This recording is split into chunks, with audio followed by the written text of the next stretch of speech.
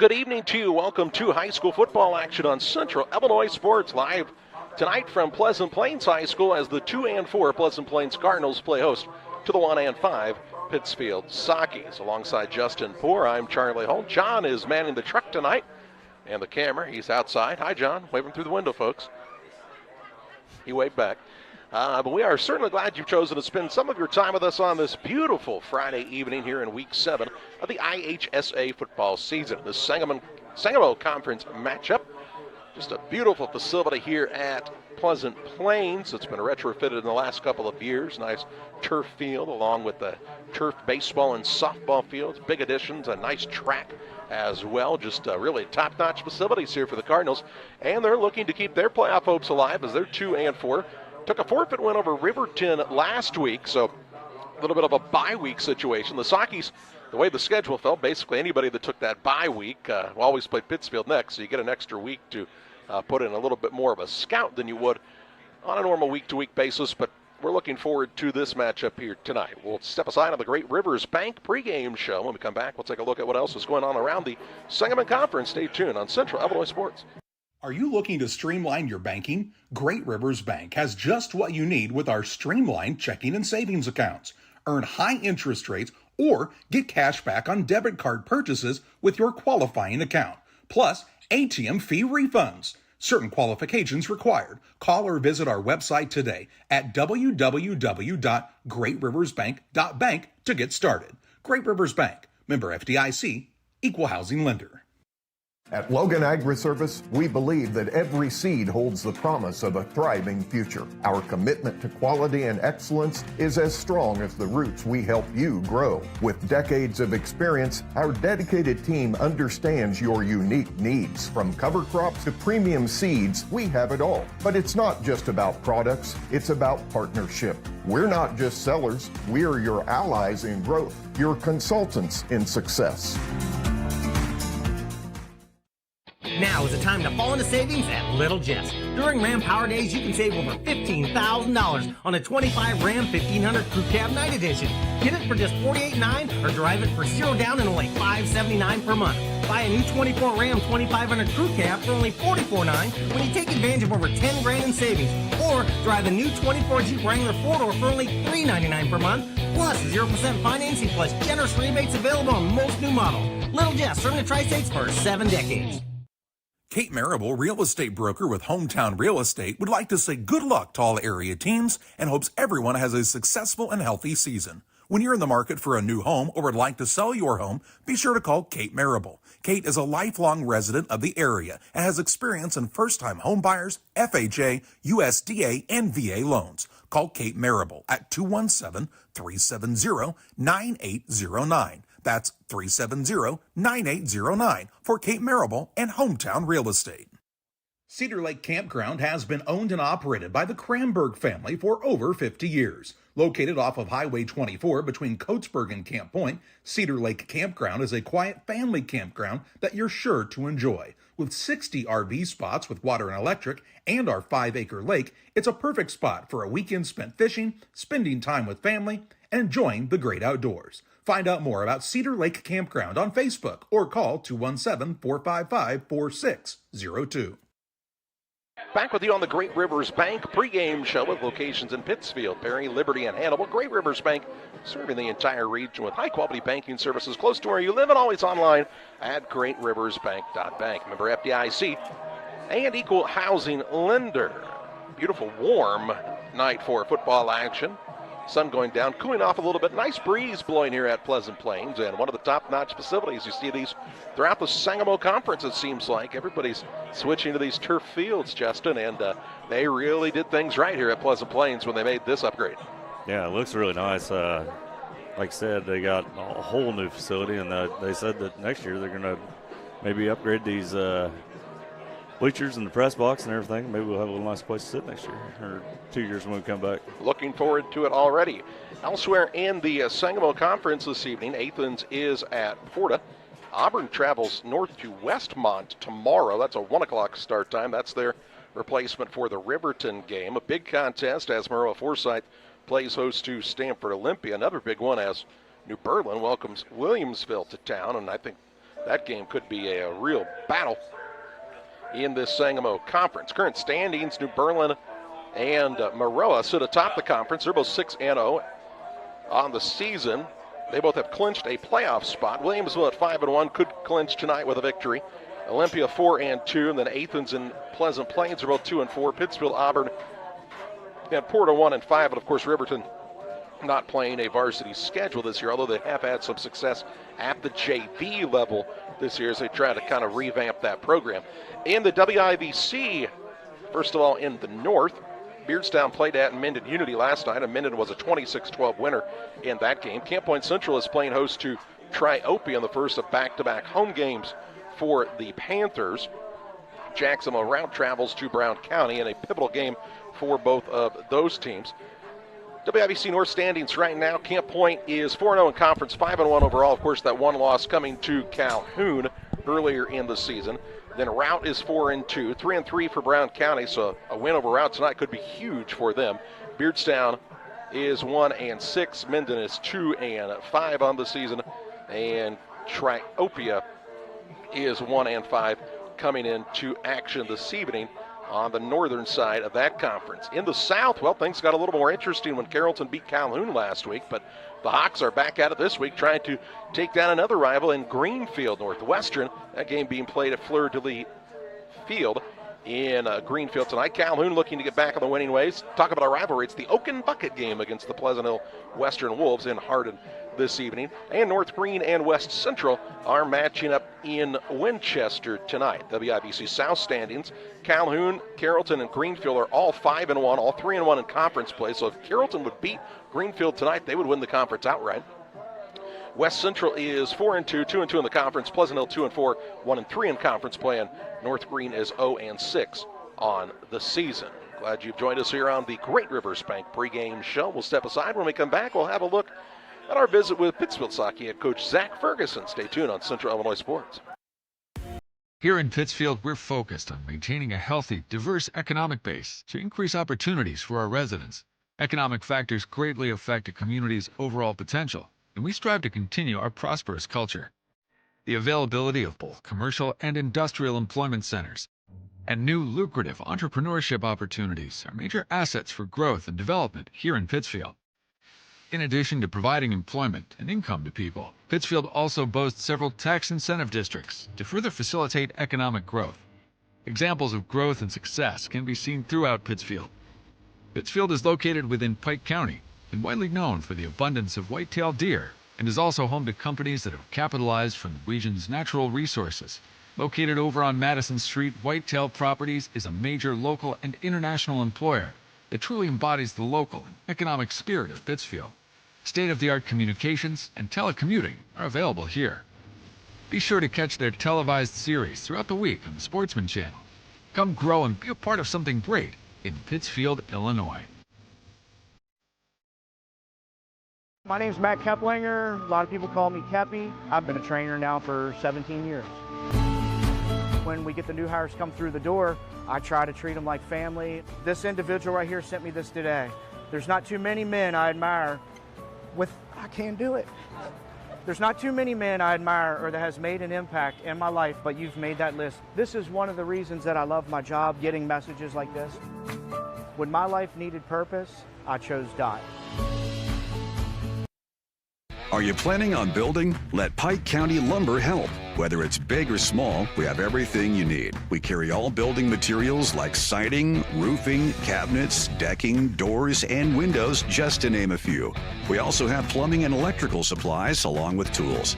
From building your shop, your brand new home, or kitchen and bath remodel, Pike County Lumber is here to help. We're family owned for 3 generations. Pike County Lumber. For all your building needs, come see us in Pittsfield. You've tried it, I've tried it, everyone needs to try it. Sugar and Smoke, 1258 West Washington in Pittsfield. Open Wednesday through Saturday at 11 a.m. Here's what others are saying. This place is fantastic in every way. Pulled pork, pulled chicken, brisket, ribs on the weekends, the best green beans, appetizers, nachos, pony shoes, pork burgers, celebrating 1 year in business. Sugar and Smoke, it's time to eat. Yum! 217-922-0067. Visiting with Pittsfield hockey head coach Zach Ferguson. Coach, a Pleasant Plains team that it seems like every year they always have athletes that if you don't cover them, they can really hurt you. It seems like the last couple of years it's really come down to just trying to contain some big plays. If you guys are able to do that tonight, you feel pretty good about your chances here. Yeah, I mean, they put some athletes, their quarterback is a great basketball player. He's a good athlete. They got a couple receivers. Yeah, it's all about stopping their big plays. And, we've really worked on certain situational stuff this week because it seemed like, we get a stop on first and second down, and third down would be a big play. So, I mean, we've worked on that. The kids executed well. They understand what they're trying to do, and, we feel pretty good about the game plan going into tonight. You kind of look offensively. I think you actually are the lowest scoring team in the conference, but time of possession, you guys actually have looked really good offensively. You take the Maroa game last week, for example. I mean, even against the best team in the conference, your offense has been very effective. Yeah, I mean, we rushed over 200 yards against the number one in the state, and we did what we wanted to with keeping possession, and we went for a few fourth downs that were most time you don't do that. So the kids have done a really good job of moving the ball, and we just didn't sustain some drives we wanted to. But I think tonight, if we can sustain our drives like we have been and then finish those drives, we'll be in good shape. That's the big thing, is finishing those drives. And you take a look at a kid like Jesse Davidsmeyer, for example. Right. Has to be averaging 4 or 5 yards a carry on the season. I mean, those are the type of kids that, hey, guys, this is when we really need you to shine. Right, and then, he had 37 carries last week and ran really hard, probably the hardest I've ever seen him run. And, he is averaging about 5 yards a carry. Lane's averaging about 7. So even with those two kids, I mean, we should be able to get a first down on every 2 or 3 plays. So those are types of kids that, the way we're running and the way they're running, we're looking forward to kind of showcasing that. And last year was kind of a big game for Jesse when he kind of popped out. And I know he's excited to get back over there and run the ball quite a bit again today. I know coming into the season you were excited about your depth in the backfield. Unfortunately, Jaden Moore's a kid that's kind of just fought an injury bug all year, but it was good to see him, man. He had a big pop in that game last week. It's good to see that kid. That kid loves playing the game. Yeah, he does. He's dealing with some things right now, and but he knows when he can be out there, he can, do some things. And, yeah, we miss him on that aspect of it. But, Tucker Cook, we've kind of moved him from a backup QB to a fullback type kid. And he's done a good job picking it up and filling in. And, Jake Hawker's gotten more carries the last few weeks, and he's done a good job. So even though we kind of lost a guy, we kind of gained a guy, and with Tucker. So, even when Jesse and Lane need a blow, or even just we need to talk to him about something, we feel comfortable putting those guys in there. You take a look at where you are at this point in the season. Obviously, the record's not where you'd like it to be, and if you go back and you could just as easily have those numbers switched on the win or loss record, but it is what it is at this point. All you can do is play the games that are ahead of you.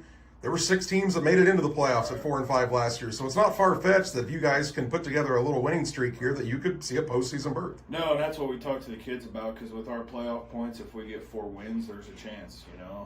Even the early predictions now are predicting some teams at 4-5 getting in. So we need to, start with tonight and get this one, and then kind of go from there. And the kids know that, and they understand that, and I think they're ready to take on that challenge of that. On the defensive side last week, kind of a tough week, obviously, though. But, if you take away, again, 4 or 5 big plays that Maroa had, that's a tight ball game. At halftime, it was a pretty tight ball game. I think, you guys are not that far off. No, we're not. And, they do have some kids that can absolutely fly.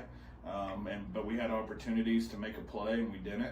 And, it's just credit to their athleticism. I mean, they're the most athletic team probably in the state when it comes to how many they have.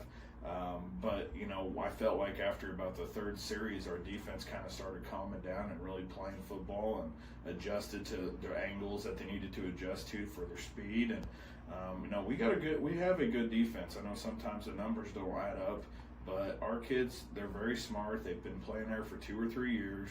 They know what to do, and it's just, as you said, sometimes it's just a big play where we just get matched up wrong or take a wrong angle, and that happens. That's football. You talked about something earlier about pulling a kid off on the sideline and talking to them. One of the things, if somebody hasn't been to a game, let's say in the last 5 or 10 years, the technology, even at the high school level, that you're able to display on the sideline is so useful. Yeah, I mean, with what they use as huddle sideline, where we can pull kids off and show them on the iPad like the last play. That way, you don't have to wait till halftime to make adjustments. You can show adjustments in real time. Coach Broadcast uses it a lot. I use it a lot. It's amazing, how things have advanced from, where you basically just had to try to get through halftime to make those adjustments. So now you can, pull a kid out, show them the previous play, and put them right back in. And a lot of teams have TVs on the sideline hooked up to it, where if they have enough kids, they literally sit them down and show them the last series. I mean, everything kind of, I always felt like college was always a step behind because we had it and they didn't. So it's kind of fun to see now that that high school has that ability to do that. That's Pittsfield Sock head coach Zach Ferguson. We're back on the Great Rivers Bank pregame show after this. At Westtown Ford in Jacksonville, Illinois, we have Mavericks, we have Rangers, we have F-150s, 250s, and 350s. If you need help with that perfect look after your purchase, I'm Corey Grinke and I Know Trucks. Come see me at Westtown Ford in Jacksonville, Illinois. Griffin Signs and Time at 122 South 9th Street in Quincy is a full-service sign company that can complete any project, from fully wrapping your entire fleet of vehicles, digital signs, storefronts, to creating small banners and signs. The right and professional signage is the difference of getting the job, heading folks in the correct direction to find you, or creating a brand recognition for potential customers. Put the right signs in your customer's mind with Griffin Signs and Time. Call 217-228-7470. Beard Implement Company, your local Case IH dealer, proudly serving farmers since 1937. We know how important it is to your operation to keep you running. 4 convenient locations in Ashland, Orangeville, Pittsfield, and Hannibal, Missouri. Beard Implement Company, our people, your advantage. Are you short on time or budget, but your family is hungry? It's time for the Maya Authentic Mexican Restaurant in Pittsfield. Try the Maya Special, a crowd favorite. Delicious grilled fajitas, steaks, nachos Mexicano, salads in the tortilla bowl, the tastiest salsa and cheese sauce around, and the fastest service anywhere. You can afford it. It's the Maya Mexican Restaurant on Washington Street. Call ahead with your order and you can pick it up in the drive-thru, 217-285-4526. The Maya Restaurant in Pittsfield. Helena Agri, Camp Point, Illinois, is a proud sponsor of the broadcast of Central Illinois Athletics. For all your seed, fertilizer, and chemical needs, the experts at Helena Agri, Brian Obert, Dustin Roskamp, and Matt Hughes, are the guys to call. Let them show you the best seed, fertilizer, and ag chemicals to make your farming operation a success. Call 217-593-7761. That's 593-7761 for Helena Agri of Camp Point. In high school athletics, winning and losing is a part of the experience. Sportsmanship should also be part of the game at all times. That's why Farm and Home Supply and Refreshment Services Pepsi are teaming up to recognize the good sport of the week. Nominations for the weekly award can be made by messaging the Central Illinois Sports Facebook page. Help us recognize the good things about sports. Weekly winners will receive a $25 gift card to Farm and Home Supply. Again, send your nominations to the Central Illinois Sports Facebook page today. Shireman Memorials has been serving the area since 2014 with local and affordable memorial and specialty items production. Jason Shireman has over 20 years of experience and is committed to providing his customers with the best experience. With expertise in sandblasting, carving, etching, and design, you will be dealing with someone who has the knowledge and experience to make a memorial your family can be proud of for generations. You'll find Shireman Memorials at 1135 West Washington Street in Pittsfield and online at shiremanmemorials.com.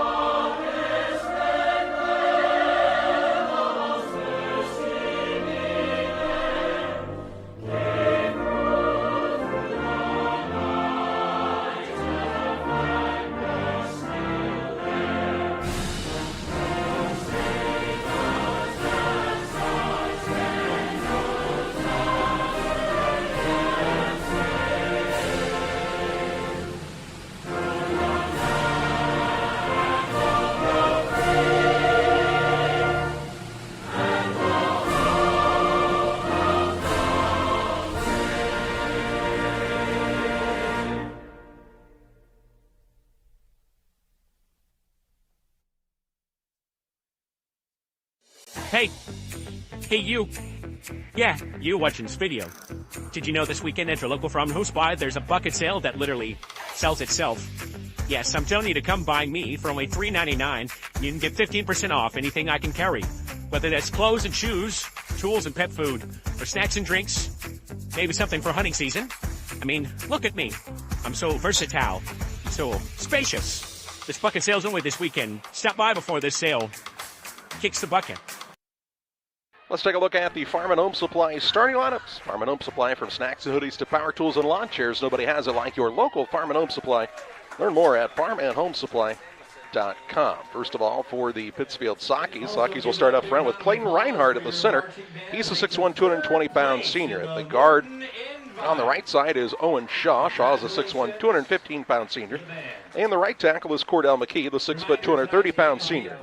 The left guard is Jaron White, 6'4", 290-pound senior. And at the left tackle is Zane Perry, the 6'3", 280-pound senior. Draven Peterbow starts at tight end. He's a 6'2", 225-pound senior. At the wideout spots, Taylor Graham, a 6', 165-pound junior, and Carter Frazier, a 5'10", 160-pound senior. Jesse Davidsmeyer will start at the fullback spot for the Sockies. He's a 5'9", 200-pound senior. Lane Foster is the halfback. He's 5'9", 140 pounds and a senior. And Jonas Anderson is the quarterback for the Sockies. He is the 6', 2-inch junior. For the Pleasant Plains Cardinals, coming into the contest with a record of 2-4 on the season, Jackson Bond starts at the center spot. He's a 6'1", 185-pound senior. Zane Blakeman starts at the right guard. He is a 5'7", 250-pound junior. At the right tackle is Felix Healy. He's a 6'3", 230-pound sophomore. Cameron Clapp starts at left guard. He's a 5'8", 175-pound senior. And the left tackle is Brady Kaufman, the 5'9", 235-pound senior. At the wideout spots tonight, Nolan Scott. He is a 5'9", 135-pound junior. Caden Flanagan, a 5'10", 145-pound senior. Grady Grisham, he's a 6', 170-pound junior. And Luke Bauscher, he's a 6'1", 145-pound senior. Parker Denny will line up in the backfield as the running back. He's 5'11", 170 pounds and a senior. And Cooper Schallenberg is the quarterback for this squad, the 6'2", 180-pound senior. That's a look at our Farm and Home Supply starting lineup. So we'll get set for action. 7:06 scheduled kickoff here tonight. Stay tuned on Central Illinois Sports. When you're ready to restock your pantry, go to Kay's Family Food in Camp Point, Illinois. Open 7 days a week, 7 a.m. through 8 p.m. Be proud, Camp Point area. Kay's Family Food is the only locally owned grocery store in Adams County outside Quincy. Delicious donuts daily, great lunch specials, fresh cut meats, fresh produce. Kay's Family Food are committed to the area and the school. When you support your local store, they can support you and your school and community. When you need to restock, think of Kay's Family Food, 593-6814. Petty Construction and owner Joe Petty, specializing in commercial and residential roofing systems.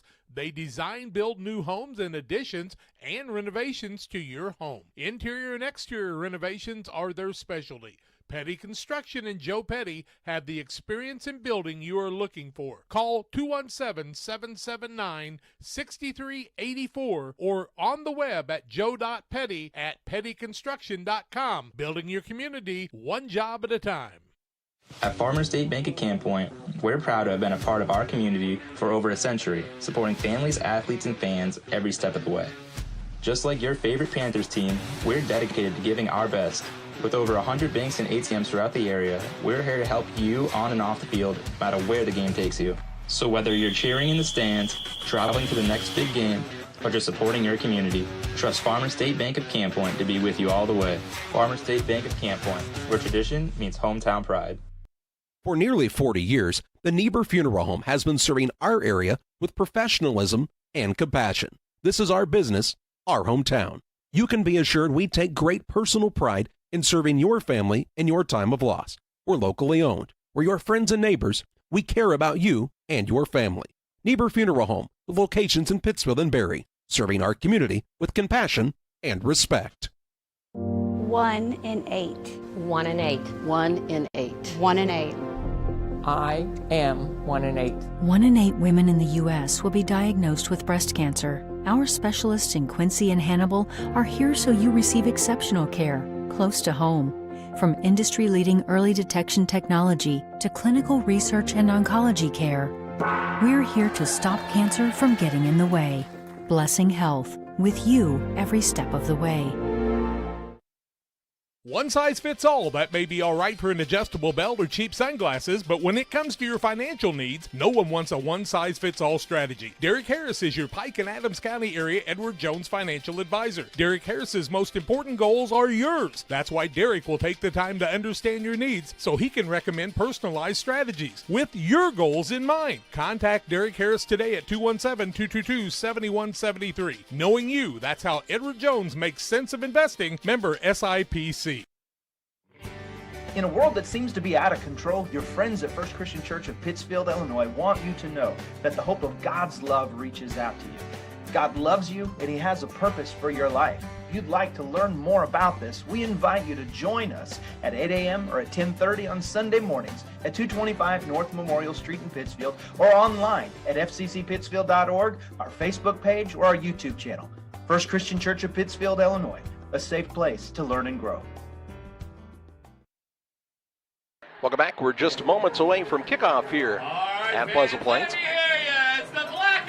It is a crowded press box here tonight. This is the Friday Night Rivals game on the local CW channel in this area. So we have a TV crew to our right. They've got about 20 folks along with them. We've got you and me and John. I like us. I like our chances. Yeah, we're all right. It's the blackout charity game for Plains, so they're wearing their black uniforms, and the Sakis are in the white uniforms with the red numbers and pants here tonight. Just a beautiful night for high school football action. Glad you've joined us here on Central Illinois Sports. Tonight's contest is brought to you in part by PCRE Real Estate and Auction, our scoreboard sponsor. With our experienced lineup of brokers, we sell it all, including tillable farmland, hunting and recreational properties, commercial buildings, residential homes, investment properties, and or anything in between. See all of their latest listings at PCRErealestate.com. 7:06 scheduled start time with the TV. They run it all, don't they? That's right. TV folks. Pittsfield did win the toss earlier. They deferred to the second half, and Plains will receive. You heard Zach Ferguson talk about in his pregame interview. He likes the way their defense has been playing. Of course, last week, kind of a tough one in a row. I think you take that out of there, just knowing that that team is just a lot better, it seems like, than everybody else in the conference this year. But for the most part this season, the Saki defense has been pretty good. As he did mention, though, they've had some trouble getting off the field on third down here as of late. Yeah, that seems to be a problem.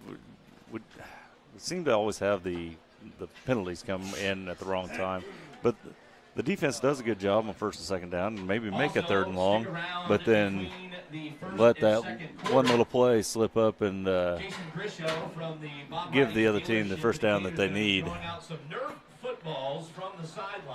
Just waiting on the kickoff to start tonight. Sakis have their last home game of the season next week. They'll play host to Auburn on senior night. 7 o'clock start time there. Big senior class for the Sakis this year, so make sure to come out and support them at Glen C. Smithfield. It's probably the most seniors I've seen on our football team in a lot of years. Pretty solid senior class, pretty solid junior class, sophomore class, pretty small. Freshmen looked like they had about 15 to 18. Watched them get a win last night against this Pleasant Plains program, so congratulations to them on that victory. That sophomore class just isn't very big. In general, with, yeah, I think there's only like 80 kids in it anyway. Yeah, and unfortunately for those kids, 2 of them are yours and 1 of them's mine. And I don't know that athletic ability that you and I have must have not. No, they better just stick to running their mouths. Hey, if you find something you're good at, you are supposed to stick with it. Team's getting ready to take the field here. Our refereeing crew ready to roll right in the middle of the field as well. Just a revamped facility here at Pleasant Plains that is absolutely beautiful. Numbers on the field and everything here. And this track, I mean, it's a nice 8-lane track. They're going to host some big-time events at this facility. And, you know, you look at this Pleasant Plains football program, it actually started back in 2003 and 2004. I was reading a plaque that's on the concession stand of a gentleman whose last name was Norris, I believe J.P. Norris, if I remember right. And they said it on that plaque. He passed away in 2008. The program started in 2003, but that he was one of the key drivers to really get this program started. And I think he'd be very, very proud of where this program is today. Of course, in their short history of football, a second-place finish in state in the 3A level in one of those years. And this is a program 2-4 as they come in tonight, looking to keep their playoff hopes alive. Saki kicking team on the field as Tucker Cook will have it teed up, ready to kick it off. And we'll try to spot who heads back deep for the Cardinals. Looks like we'll see Luke Bauscher along with Xander Smith as the deep men here for Pleasant Plains. Cardinals will go back to return the kickoff for the start of the game. That is, we thank the guys in the truck for all of their work here tonight. And sit back and enjoy high school football action on Central Illinois Sports. Cook, one of the better specialists in the conference. See if he wants to boot this one deep. Ball, of course, you get a big bounce off of this turf. Yeah, they said that there's several layers underneath the turf that give it kind of a soft, cushy feel, but still, when you see the ball bounce tonight, you might see little black things pop up. That's just the sand or whatever that they put underneath the turf. All those recycled tires, I've heard those are good for you. You should light them on fire, too. I thought we had a fire a while ago. Yeah, I thought the generator for the TV crew was going down, yeah. Cook has his hand in the air. He's ready to go. There's the whistle from the official, and tonight's kickoff is in the air. Headed toward the left side, going to be taken in the air here by Xander Smith. Smith across the 10, 15, now 20-yard line. Trying to break outside, breaks a tackle. Still on his feet at the 30, now 35. Drug down from behind. No, still fighting for yardage out there on a nice return up to the 37. I caught maybe even the 38. Let's wait and see where they put it for sure. A good return there by Xander Smith to start the night out right for Pleasant Plains. And they'll mark that ball at the 38-yard line to start tonight's opening drive. 11:48 to play in the opening quarter. As senior quarterback Cooper Schallenberg leads his team out of the huddle. Two receivers to the left-hand side, the single man to the right, and Denny stands to his left in the backfield. Schallenberg takes the snap. He's back to pass, looking left, has his man open in the flats. That's caught there by Bauscher. Bauscher at midfield, now tries a cutback near the marker. Looks like they're going to give him forward progress very close to the first down mark. Looks like he's up to the 48. I would say they're going to mark it a first down. So a first and 10 for the Cardinals on the opening play of the game. Peterbowen on the stop for the Sakis. Back to pass again is Schallenberg. Looking right this time, again hits Bauscher. Bauscher quick out of there. Taken out inside Saki territory to the 47-yard line. Inside Pittsfield territory, a gain of 5 yards on the play. It brings up a second down and 5. Finding Bauscher early in the action here tonight is Schallenberg. And this Plains team is a team that is going to pass a lot. Here they are back to pass again. And this pass is a little bit underthrown. Nolan Scott was the intended receiver that time. Falls incomplete to the turf, and it'll bring up third down and 5. So 3rd and 5 here for Pleasant Plains. Possibility of being in 4-down territory right now, depending on what happens on this 3rd down play. Clock stops at 11:10 to play in the opening quarter. Trips left, single man to the right-hand side. Schallenberg. Longer snap count this time. He's back to pass. Stands tall in the pocket. Has time. Looks across the middle. Diving play here. Nice play by Bauscher. Again inside the 40 to the 39-yard line. 8-yard pickup and a first and 10 for the Pleasant Plains Cardinals. So for the 3rd time tonight, Schallenberg finds Bauscher. And you'll see on the Northwestern Mutual instant replay here, a nice diving play as he had to go down to make the catch, but keeps the drive alive here for this squad from Pleasant Plains. Schallenberg is in the shotgun all by himself this time. Naked backfield. Saki showed the blitz. Some pressure from the blind side, and Archer will get to him and take him down in the backfield.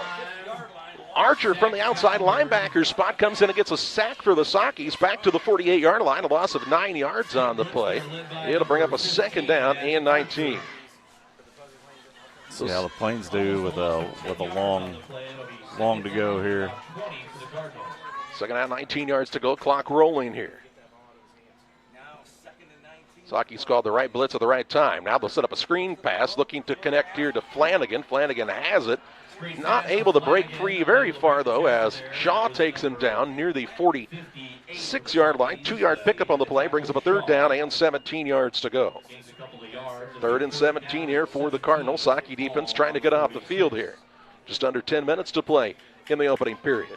Was Caden Flanagan on that one? That was Flanagan on the catch, his first of the night. The 5'10 senior. Trips bunched tight to the right-hand side. Back to pass Schallenberg, looking for a receiver near the 41-yard line. That pass caught by Grady Grisham, it looks like. Grisham will take it to the 41, a gain of 5 on the play and a third, or check that, 4th down, and 12 yards to go coming up here for the Cardinals. Looks like it is going to be 4-down territory. They're going to go for it. You got to think about maybe a hard count here, try to make it a little bit closer first. And Schallenberg did just that and drew the Sakis off sides. Almost like I've seen this play before. Draws them off sides. That'll pick up an easy 5 yards to the 36-yard line and bring up a much more manageable 4th and 7. So good job burying up the snap count that time by the Cardinals. 4th and 7 now from the Pittsfield 36-yard line, trying to keep this opening drive moving down the field. The snap will come with just under 9 minutes to play on what's been a good drive to start this contest. Flanagan spun out way this way. Schallenberg is back to pass once again, now flushed out of the pocket, rolling to his left. Throws on the run, looking for Boucher. He dives, but it's incomplete. Broke up there by Jake Ocker. Good job getting in between the man and the ball there. Ocker got the big break up there, and it's a turnover on downs as the Sakis will take over for the first time tonight. And of all the plays you saw Plains run there with all the passes, you're likely to see the Sakis never go to the air tonight. 8:55 to play in the opening quarter. The Pike County Express has been serving the area since 1991. Checking out some good news each Wednesday on a newsstand near you with the Pike County Express. 1st and 10 from their own 36-yard line for the Sakis as Graham is split wide to the right. It looks like that's Frazier on the left-hand side. I formation as the quarterback Anderson is under center. He'll hand it off to the deep man. That's Foster. Foster's off to the races. 50-yard line, 45. Cuts back, gets a block at the 40, 35-30, 25-20, 15-10, 5, and it's Lane Foster. Reservations for 6 for the Sakis. There are no flags on the field, or they're going to say he stepped out at the 4. Stepped out at the 4, yep. At the 4-yard line, 46 yards on one side. That is a 50-yard run, Justin. And to the Plains 4-yard line, a 1st and goal for the Sakis on a big-time play by Lane Foster, running around the left end. Picked up some Sakis key 1st and blocks goal. over there. He did, yeah. Good one out in front that time by Graham. Really helped him get that extra yardage. Yeah, Graham almost overran that one guy, but Lane did a good job making him miss, and then Graham was there to lead for him on down the field. We saw Foster have big success against Stanford Olympia just like that. Anderson waiting for the official to get set here. He'll be under center in a double tight set. Yep. Plus they have the sniffer off the line on the left side and Marable. They hand it off on the left-hand side. That's Davidsmeyer. Dives. He's close to the goal line, but they'll say he's down at the 1. Down at the 1-yard line to bring up a 2nd down and goal as Davidsmeyer gets his first carry of the night. It's basically a 3-yard guarantee, it seems like, for Davidsmeyer most nights. Yeah, 3 or 4. I'd say that's probably what he's averaging on the year per carry. I would just keep dosing that in there right now. Quick hand up, Davidsmeyer again, left side, and that's a Saki touchdown. Touchdown for the Sakis comes to the 8:12 mark of this first quarter of play, and Pittsfield takes the early 6-0 lead on the PCRE Real Estate and Auction scoreboard.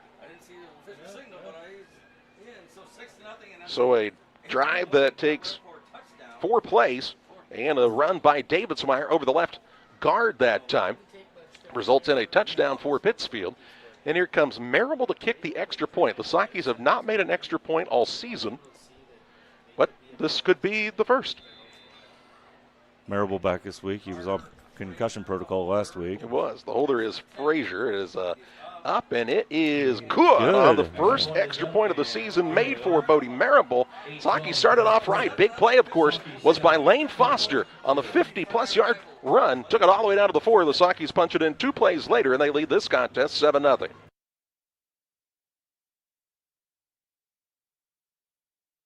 Stotzi Automotive and Tire, located at 201 Adams Street in Camp Point, Illinois, is your local automotive repair shop. Whether you need an oil change, brake job, alignment, engine repair, or new tires, Stotzi Automotive is here with honest and competitive pricing. Call Reagan and his team today to schedule your appointment. 217-740-5010. That's 217-740-5010 for Stott C Automotive and Tire. Sockies with the first score of the contest take a 7-0 lead on the PCRE Real Estate and Auction scoreboard. 8:12 to play here in the opening quarter. Big-time play by Lane Foster on the first play from scrimmage. Pleasant Plains had a nice drive and just stalled out at the Pittsfield 36-yard line. They'll look to keep things rolling a little more successfully this time around as they're back to receive the second kickoff of the night from the Pittsfield kicker in Tucker Cook. You would think that Pittsfield will be burning more clock, but when you have a 50-yard run, that it happens pretty fast. You don't get the clock as much time as possession as you would think. Life comes at you fast sometimes, you know. Here's a line drive kick now, going to be taken by Bouchard around the 15-yard line. Patient with it around the 20 as he's looking for some running room. Little stop-and-go stutter step here, and that puts him in trouble back there inside the 20. They'll give him forward progress around the 18 or 19-yard line, we'll call it. And that's where the Cardinals will start first and 10 with 8:04 to play here in our opening Lawson quarter. With the tackle there? Who was that? I said, was that Lawson with the tackle there? Couldn't tell. I saw myself in the window here. I got a glare in front of me, Justin. It's just couldn't stop staring at it? Saw my reflection in the pane of the glass. This doesn't have the same ring to it. Nah. Here come the Cardinals. Looks like two receivers to the right-hand side, two to the left as well, as Schallenberg is in the shotgun.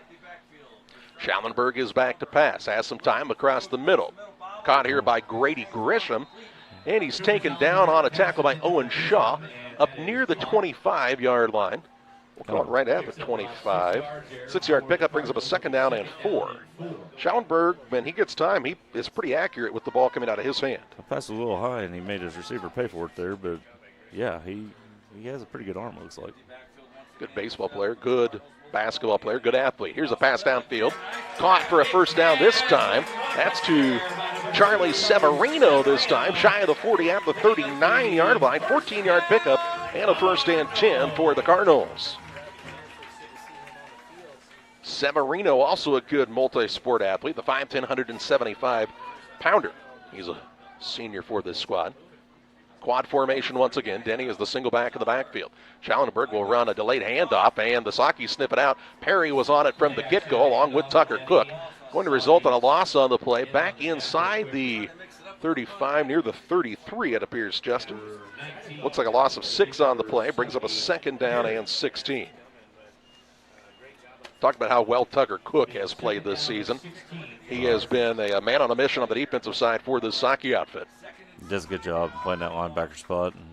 Once he gets his mitts on you, too, he's a tough guy to get away from. All that wrestling's paid off. Yeah, here's a screen grip. set up here. That is to Flanagan again. Play. Flanagan's got some running room now. Out across the 50. Breaks a couple of arm tackles. Has a big first down. All the way to the 44-yard line of the Sockies. That's Nolan Scott on the catch. Excuse me, Justin. That's Scott on the catch. Pick up on the play up 23 yards and a 1st and 10 for the Cardinals. Really nice catch and run on the little design screen. Quick to the line is Pleasant Plains with 6:29 to play in the first. Schallenberg back to pass. Quick pass out to the right-hand side. Has his man again. Looks like Grisham this time. To the 34-yard line. Going to be close to a 1st down if he doesn't have it, and it appears that he does. They'll say move the chains, a 1st and 10 for Pleasant Plains. A drive that started at their own 19-yard line, picking up yards in a hurry here now, all the way to the Socky 34. Schallenberg back to pass. Throwing it to the back out of the backfield. This is Xander Smith, it looks like here. Smith will take it down near the 30. Where are they going to set that? About the 31, it appears. 3-yard pickup on the play. Call it a 2nd down and 7. Been a well-paced game so far. Quick to the line. Schallenberg back to pass. Has some time, stands tall in the pocket. Now steps up, throws downfield, has a man open, and he's got him for the touchdown. Grisham on it. Schallenberg to Grady Grisham on a 31-yard touchdown pass. And it cuts it down to a 1-point game, 7-6 on the PCRE Real Estate and Auction scoreboard. Just a beautifully thrown ball from Schallenberg that time, right on the money to Grisham. And now Allie Schown will come on, the 5'7", 130-pound junior, 5'7", 130-pound junior, on for the kick. Schown steps off the kick here. The hold is down. The kick is up. Looks to be solid here, and it is good. We are tied at 7 points apiece. Good contest here at Pleasant Plains, as Schallenberg finds Grisham for the touchdown strike, and we're tied at 7.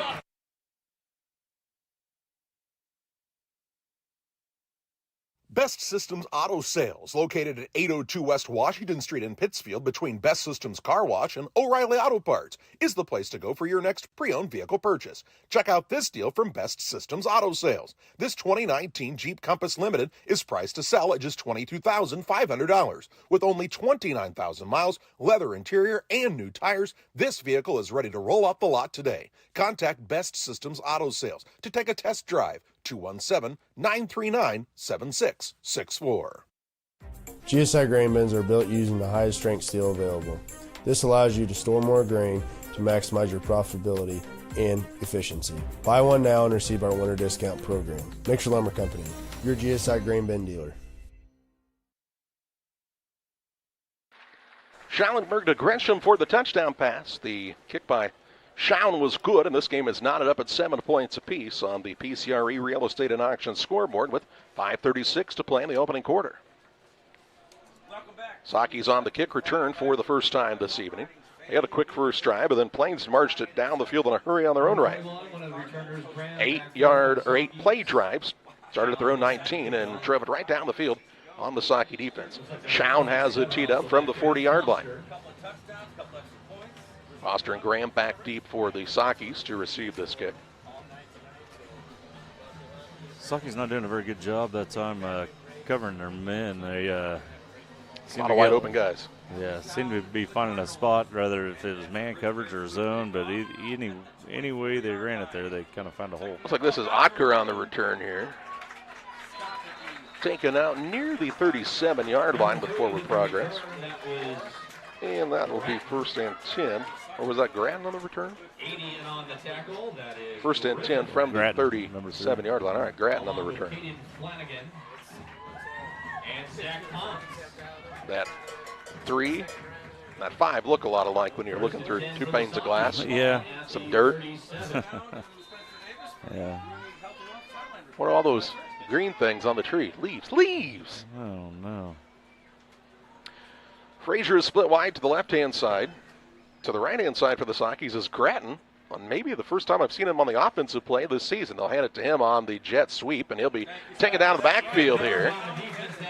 Taken down back near the 35-yard line. Loss of a couple on the play. It'll bring up a second down and 12.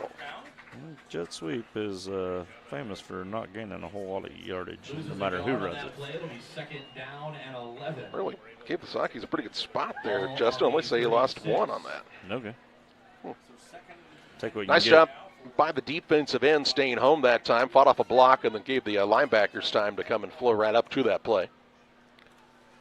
I formation this time on a 2nd and 11. Anderson barks out the signals, hands it off to Davidsmeyer, right up the gut. Tough running there to the 39-yard line. 3-yard pickup on the play. It'll bring up a 3rd down and 8. Boone in on the stop for Pleasant Plains that time from the linebacker spot.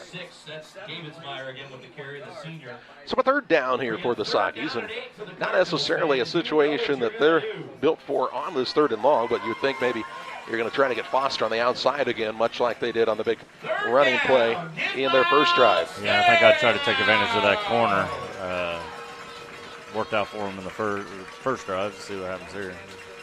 We try the hard count here. Single receiver to either side. They'll hand it off to Foster, running to the left. Foster cuts back, has the first down and more. There he goes again from the 40, 35, 30. He's going to take this one to the house as Foster with his 2nd big run of the evening and takes this one 61 yards for the touchdown with 3:57 to play in the opening quarter. Lane Foster showing up and showing out tonight for the Sakis on the big 61-yard run, and Pittsfield has retaken the lead just like that to make it 13-7. Taylor Graham had a huge pancake block right there. He took his man and put him on the ground. It's hard to make a tackle when you're laying on the ground yourself. Marable is on for the extra point attempt. Made his first of the season a moment ago. Good hold, good kick, and it looks to be headed toward the left, but snuck inside the upright, and it is good. Hey, Lane Foster having a big night already early for the Sockies around that left-hand side. As Owen Shaw gets another big block there. You see it then the block by Graham. Foster 4-6, and the Sockies lead 14-7. Press Yours On You would like to wish all the area teams the best of luck this season. If you are looking to get team shirts or spirit wear for yourself, remember Press Yours On You. We have over 1,400 square feet of retail space, so pop in and see what we have to offer. Decoration methods we offer include screen printing, embroidery, laser engraving, and banners. The Walker family has proudly owned and operated Press Yours On You for over 18 years. Being a small-town business, our goal is customer satisfaction. We would like to thank everyone who has supported us. As always, thank you for supporting local. 3:57 to play in the first. 14-7 the Pittsfield lead as Lane Foster with the big run for the Sockies for their second touchdown of the night. After what's been some tough sledding on the offensive side the past few weeks for the Sockies, they're off and running early here. I say that, they really moved the ball pretty well against Monroe. It just couldn't finish a couple of drives. Yeah, there's a few times they just ran into problems. They unable to get any points on the board, but yeah, had some good drives. Cook is ready to kick this one deep again. Jesse Davis-Meyer had 32 carries night. He was a workhorse, wasn't he? Yeah. This is going to be taken again by Smith. Smith running forward, had a good return the first time around. This time he's met and taken down. A nice solo tackle by Dominic Cooper up near the 26-yard line, and that's where the Cardinals will start 1st and 10 at their own 26 with 3:50 to play here in the game's opening quarter, and what's been a pretty fun game to watch so far, Justin. A lot of action. It's not a slow grinding game that you think you would see. You say 20, where are we at? 26. I think it's the 26-yard line, 26. Just resting past the 25. As Schallenberg stands in the shotgun. Two receivers are split to either side. He looked to draw the Sockies offsides. They did not enter the neutral zone. Fool me once. Now he is going to hand it off along the right-hand side. Hole that filled up pretty quickly, but a nice, good job finishing the run here this time by the running back for the was that Parker Denny? Cardinals. Denny on the run to the 30-yard line, it appears. Gain of 4 on the play. 2nd down and 6. 3 yards. That'll be 2nd down and 7 for the Cardinals. Ooh, didn't give him a great spot, did they? No, it's closer to 7. Yeah. In my stat book, you got 4. Well, always thought he should have. Now here's Schallenberg back to pass. They've had some success through the air. Looking out in the flats, has it completed. Flanagan trying to break free at the end. Going to be a very short gain on the play to the 30, about the 33-yard line. 4-yard pickup, and it'll bring up a 3rd down and 3. About a 40-yard pass for 3rd down and about 4 for the Cardinals. 3rd down and long 3 with 3:09 to play in this first. Man went out of bounds, so the clock stops here. Schallenberg, an empty backfield. 4 receivers to the right-hand side. Tries the hard count. Archer went forward but did not cross into the neutral zone. Schallenberg is back to pass. Gets it out of his hands quickly. Has it to his man in Grisham again. We hooked up on the touchdown pass earlier. This time a catch and run to the 43 on a 10-yard pickup and a 1st and 10 for Pleasant Plains. Really does a nice job just putting the ball right on the money for his receivers. Makes it very, very easy, and he's got a number of guys who do a good job just catching the ball, and sometimes that is not as easy as they're making it look here tonight.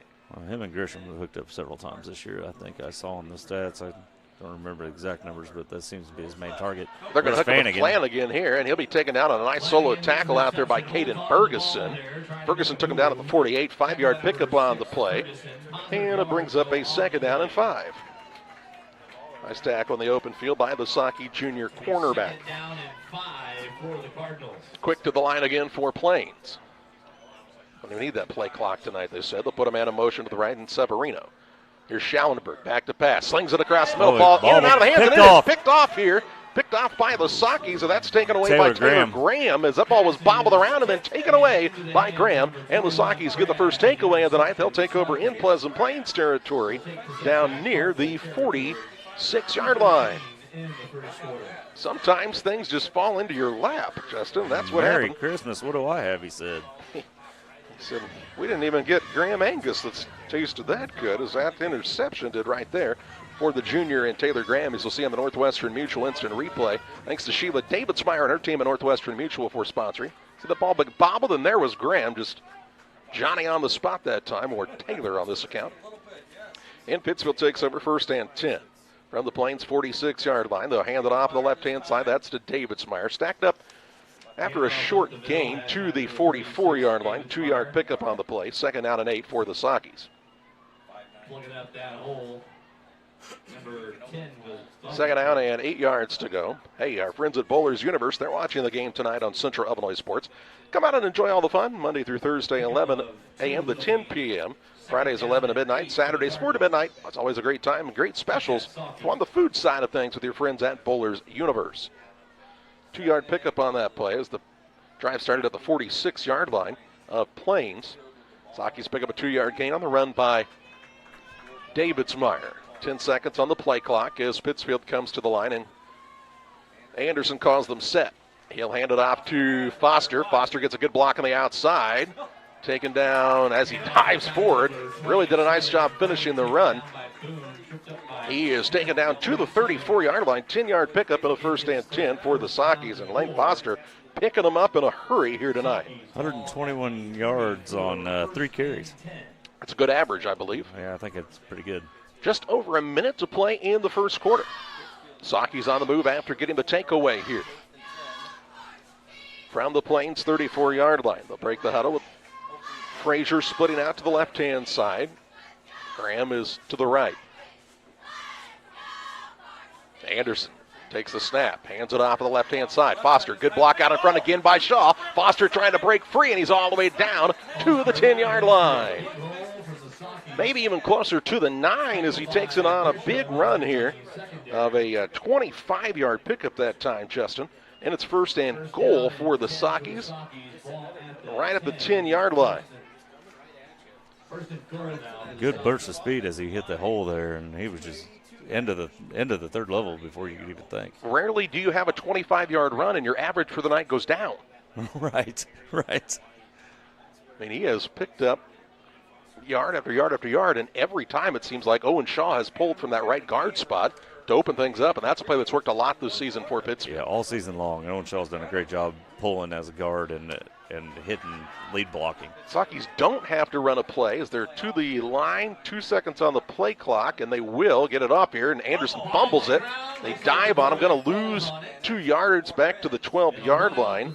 It'll bring up a 2nd down and 12 as the first quarter buzzer sound. They'll flip the field, head to the other end, but after 1, it's Pittsfield 14, Pleasant Plains 7. I'm Chris Nichols with PCRE Real Estate and Auction here in Pittsfield. For 15 years now, I've been specializing in selling farmland and hunting properties, along with homes and commercial real estate. Whether it's helping a seller get a premium price out of their home or assisting a buyer to find the farm of their dreams, I pride myself on providing elite customer service.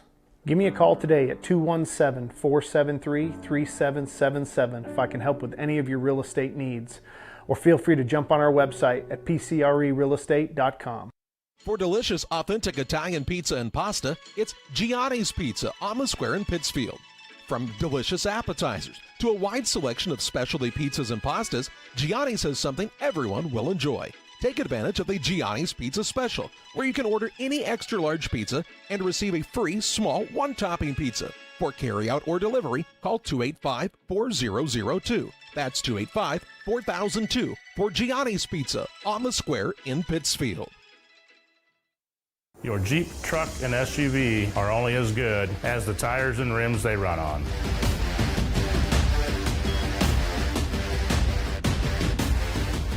On or off-road, go full throttle. The Liquor Booth is your home for a huge selection of beer, wine, and spirits. The Liquor Booth has 2 locations in Quincy, 3520 Broadway and 1500 North 12th Street. The Liquor Booth, where it's always happy hour. Ready for quarter number 2, 14-7 the lead for Pittsfield on the PCRE Real Estate and Auction scoreboard. Tonight's contest brought to you in part by Damon Emmerich at Great Rivers Bank, here to help you with your next auto, residential, and commercial loan needs. Give Damon a call, 217-285-4404.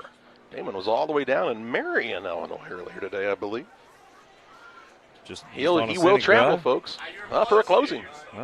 He will travel to you no matter where you're at. Damon Emmerich can hook you up. Check him out at GreatRiversBank.bank. Pittsfield has the ball, second and goal from the Pleasant Plains 12-yard line after fumbling the snap. Maybe even closer to the 11, it looks like here. I kind of thought Pittsfield could have just let the first quarter clock run out there. The play looked to be a little rushed, and it did result in a fumble, but they were able to recover. Jonas did a good job of jumping on the ball there. No chance for a first down, so it's touchdown or nothing here. I mean, I guess you could go for a field goal. All right, they get the ready for play whistle now. And Pittsfield has it second and goal. I formation behind the quarterback, Anderson. Plains has the box loaded up with defenders here. They'll hand it off to Foster along the right-hand side. Foster dives forward inside the 5 to the 4-yard line. A pickup of 7 on the play, and it brings up a third down and goal from the 4. This is Jesse Davidsmeyer territory now, right? Yeah, that's right. I think you got two Davidsmeyer runs here if you need them. About automatic for 3 yards, though, like we said earlier. I mean, I haven't seen him be stopped for less than 3 very often this season.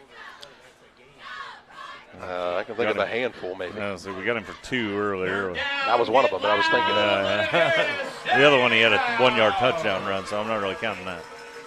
Anderson under center with the I formation. Barks out the signals, takes the snap, hands it out to Foster. Foster breaks free, and he's in for another touchdown for the Sockies. Good trap play right there.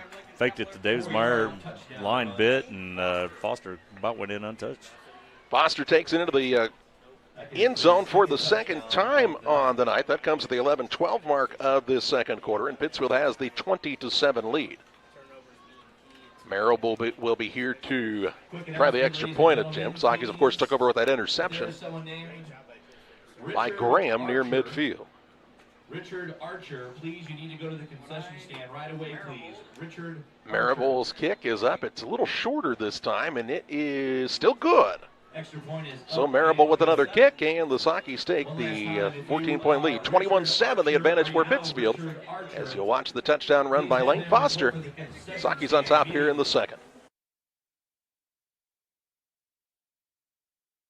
Damon Plumbing, serving all of Pike County and the surrounding area with quality residential and commercial plumbing services. Make sure you include the Damon guys to get it right the first time.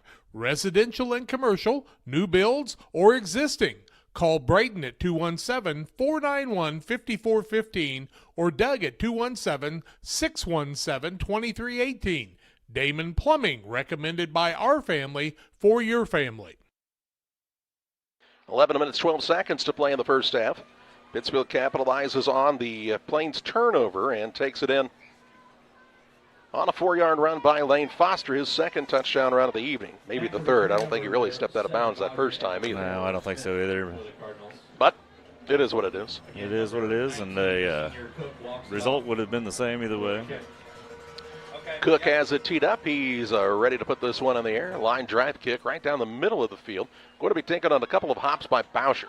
Bauscher a little more patient on the return here. He's got it up around the 20 and is trying to break free and doesn't have much success doing so to the 21-yard line, and that's where the Cardinals will take over first and 10 with 11 minutes, 5 seconds to play in the first half. At Westtown Ford in Jacksonville, we're your low overhead EV dealer. Curious about EVs? Come check out a Mach-E with me, Wade. I drive one and I love mine. Westtown Ford, Jacksonville, Illinois, westtownford.com.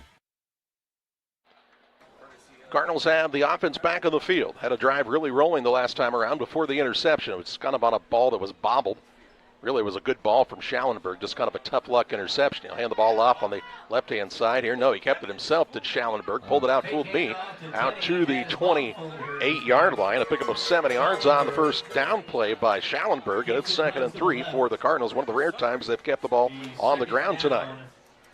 And 3 for the Cardinals. Said it fooled you, Charlie. It fooled me, too. I was watching, and I'm like, yeah, he's tackled. No, he's not. He didn't have the ball. Schallenberg now will again fake the handoff. He keeps it himself. Patient has the first down. Stretches forward out to the 35-yard line. Another 7-yard pickup by Schallenberg. And another Pleasant Plains 1st and 10. Schallenberg's done a lot of carrying this year. It looks like he has 43 carries for 129 yards in their first 4 games. Of course, didn't play a game last week against, took the forfeit in what would have been the Riverton game. Trips left, 2 receivers to the right-hand side now for Schallenberg. Riverton JV did come in here and win the other night. Back to pass, has time in the pocket, throws it deep downfield into coverage, and it is incomplete. Intended receiver that time, Charlie Severino, well covered by the Saki defensive backfield, and it brings up a 2nd down and 10. Where Plains has had success tonight is more of that 5 to 9 yard kind of area, and then the receivers on the run after the catch. But Schallenberg has really put the ball in the air quite a bit already. What do you have to 17 attempts? 17 attempts, yeah, and 14 of them completed. Pretty good completion percentage there. Yeah, they do a good job of just, like I said, they get like 1 or 2 yard separation from their defender, whether if it's a zone or a man coverage, and then it's just enough room for Schallenberg to thread it in there. 2nd and 10 from the 35.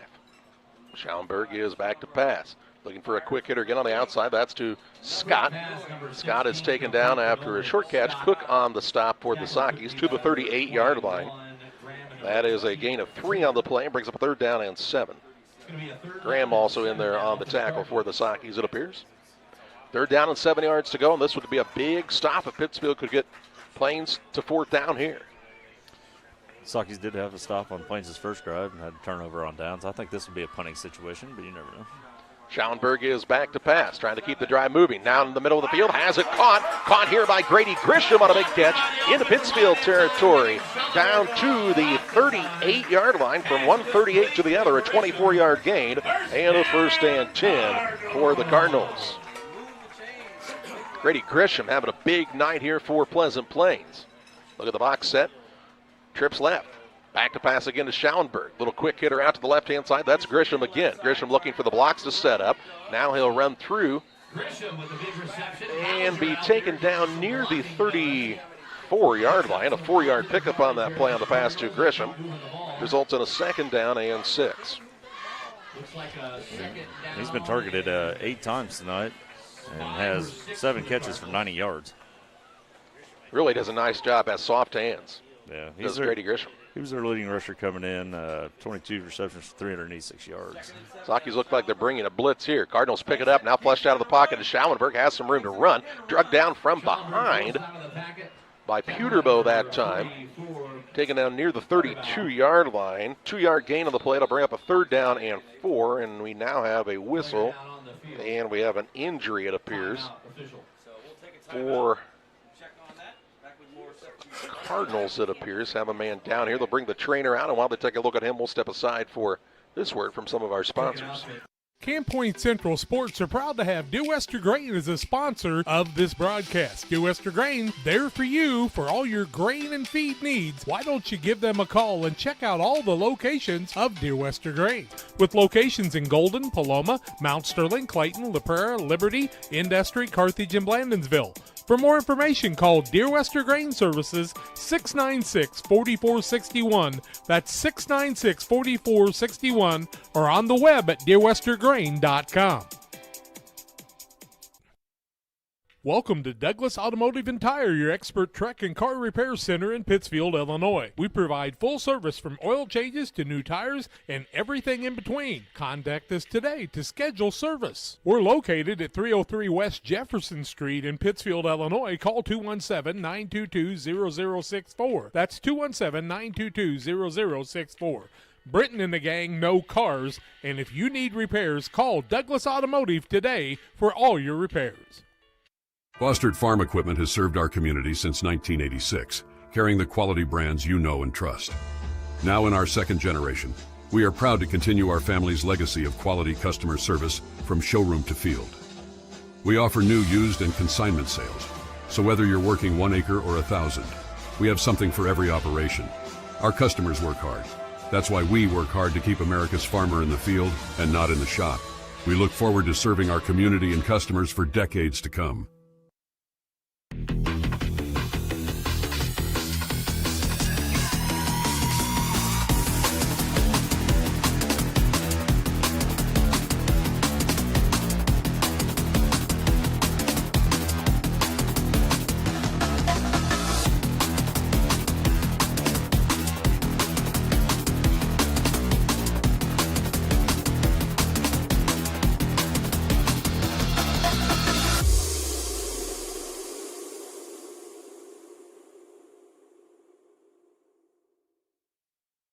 Cooper Schallenberg was the injured player for Pleasant Plains, their quarterback. He's back up under his own power after being attended to by the training staff.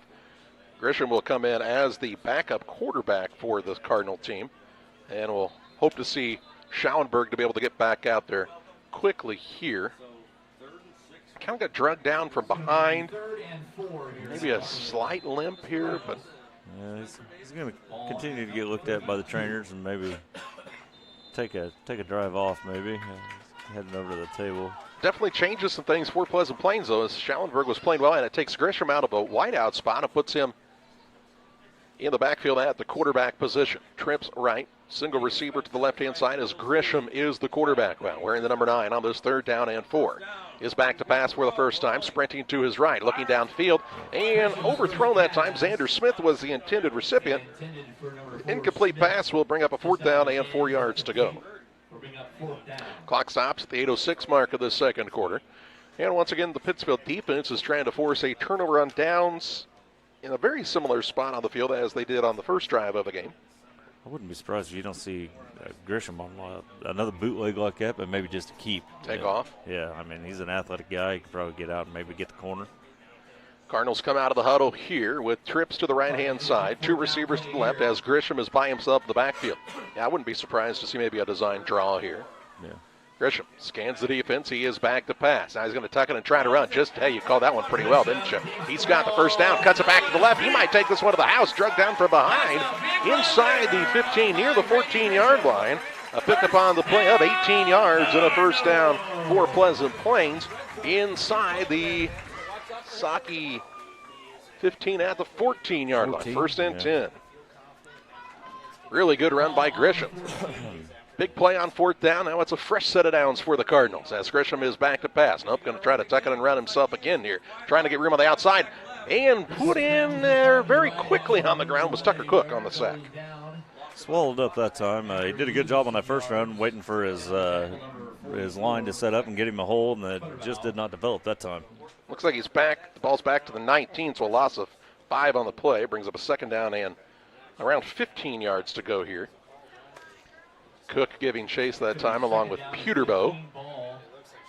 On the 19-yard line. Trying to get some tape on Schallenberg's ankle here. Taping him up. On the sideline as Grisham is in as the signal caller again here. Trips left, looking left hand, has it out there to Xander Smith. Smith breaks 1 tackle, but can't make another man miss. Taken down shy of the original sticks. Looks like he was tackled by Marable near the 16-yard line. 3-yard pickup. And it's 3rd down and 12.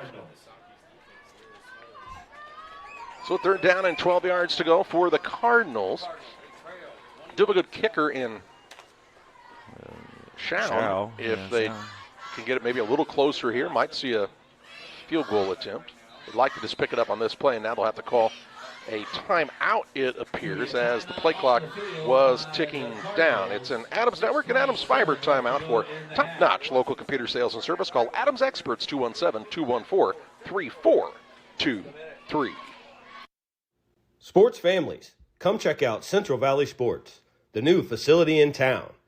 located 3 miles south of Winchester at 520 Winchester Glasgow Road. Batting cages, pitching mounds, pitching machines, and more. Open to all ages and skill levels. The facility is available for team rental, individual membership, and family memberships. Be sure to check out the Central Valley Sports Facebook page for more information and stay up to date on individual lessons and camps offered throughout the year. Hey, Abe. Hey, George. You know what? We love beer! This election year, be sure to make the correct decision and vote jerseys. Over the last 4 years, we have helped put more money back in your pocket with our daily drink specials and incredible food deals. We have also made steaks great again with our partnership with GJY Beef Company. So when you are making your next dinner decision, make it Jersey's Bar and Grill in Camp Point, Illinois. Back to live action with 6 minutes, 27 seconds to play in this first half on a 3rd down and 12 yards to go for the Cardinals of Pleasant Plains after they took their first time out of this affair. Grisham is in the shotgun. Saki show blitz from the outside. Now they don't come. Grisham's got some time. Throws it toward the end zone. Diving attempt. It is incomplete. Yeah, a little bit short. Just short for Boucher that time, and it brings up a 4th down and 12. And stops the clock with 6:21 to play in this half. And now the Cardinals with a decision to make here as it looks like to me Schallenberg's ready. He's like, Coach, put me back in. I'm ready to go. I actually think he has a little more of a noticeable limp right now than he did when he went off the field. You kind of wonder if he's just getting that tape loosened up there. Well, I think they put a lace-up brace on his ankle and then taped it up real good. I'm sure it's just lack of mobility more than anything. So it's a 4th down and 12 from the Pittsfield 16-yard line here. And Schallenberg back in from the injury and trying to pick up this big conversion here. And they'll get 5 yards closer now. Good hard as count. they draw the Sakis off sides again. And that'll make it 4th and 7 instead. Making it a little bit closer now to the first down marker. First down, give them, the 5 or 4 yard line up there? Looks like they've got to get around the 5 yard line for the first down. They've had a lot of plays that have resulted in that kind of yardage tonight already. But everything a little closer now, this close to the end zone. It kind of bunches everything up, yeah. Schallenberg is back to pass, stands tall in the pocket. Sets his feet, throws to the end zone. It is incomplete. Broken up by Taylor Graham right there at the last moment as Severino was the intended recipient on that pass. And there'll be a turnover on downs with 6:16 to play in the first half, and Pittsfield will take over from their own 12-yard line. Big breakup here, as you'll see on the Northwestern Mutual instant replay by Graham in the end zone. All kinds of time for Schallenberg. Graham with a big breakup there on the big hit on Severino. Sets up 1st and 10 from the 12-yard line. Good, the Sakis get another big run from Foster here. They also get the ball to start the second half. So these, that's right. If you get points on the board here, this could be really big. All 3 timeouts left. Now hand it off to Davidsmeyer, bounces this one outside. Davidsmeyer has a big gain, up for a first down it appears. Shy of the 25, near the 23-yard line. A pickup of 11 on the play and a 1st and 10 for Pittsfield. You don't see Davidsmeyer bouncing outside much. He's more of a find me a guy to run into up the middle kind of fellow. Well, Plains probably biting big on watching Foster after been burned a few times, and now opens things up for Jesse to make those big runs. 5:47 to play in the second period. 1st and 10 for the Sakis. A little more breathing room now from the 23-yard line. Anderson takes the snap, hands it off on the left-hand side. That's to Davidsmeyer, carrying the would-be tacklers with them up near the 30. Calm down at the 29-yard line. 6-yard pickup on the play.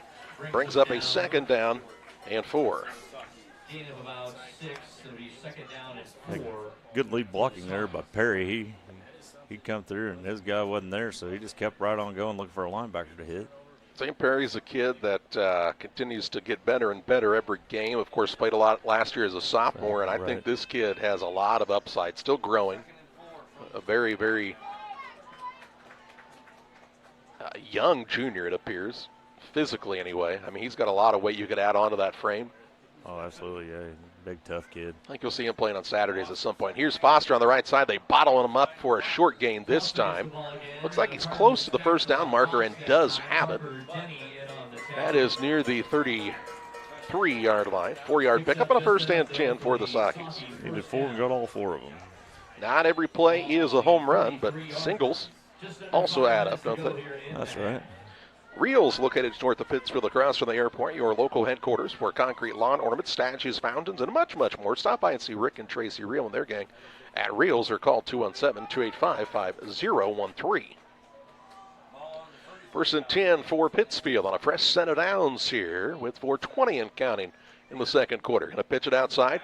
Foster looking for running room. Good blocking out in front. Got a good block on the outside from Frazier. Now Foster goes to cutback and is taken down. Nice play by Severino on the outside there to prevent a bigger run. 9-yard pickup as it is. Another first down. And it'll be a 2nd and 1 here from the 42-yard line. Carter Frazier did a good job of handling his man out there on the edge. Maybe we got away with a little grab here or there, but hey, probably happens on every play, Troy. I would agree with that.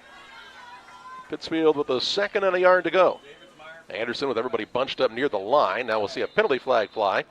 And it looks like we're going to see an offsides call against Pleasant Plains, and that'll give the Sockies the first down to the 47-yard line. It's going to be going against the Cardinals. So a rare penalty in this contest. First penalty on the Cardinals tonight. The only thing we've had is 2 false starts on the Sockies. It'll bring up a first down on the penalty and move the ball to the 47-yard line.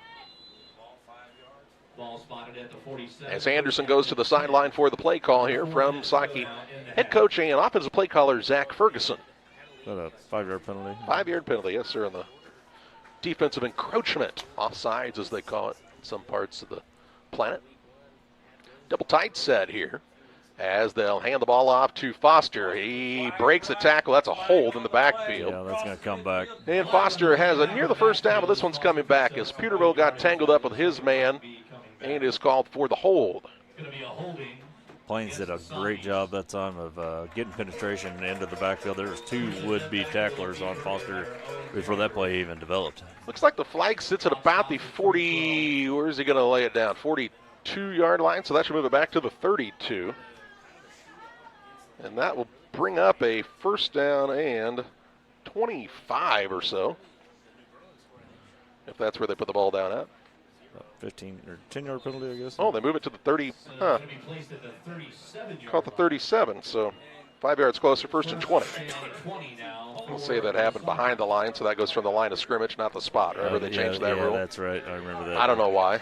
I don't really like it, but it actually works in Pittsfield's benefit to about a 5-yard gain here on field position. Yeah.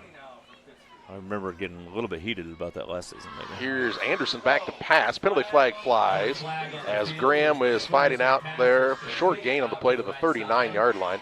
Looks like this would be a false start possibly for the Sockies. Yeah, I wonder if Graham maybe was in motion still. Or, yeah, not on the line. I don't know.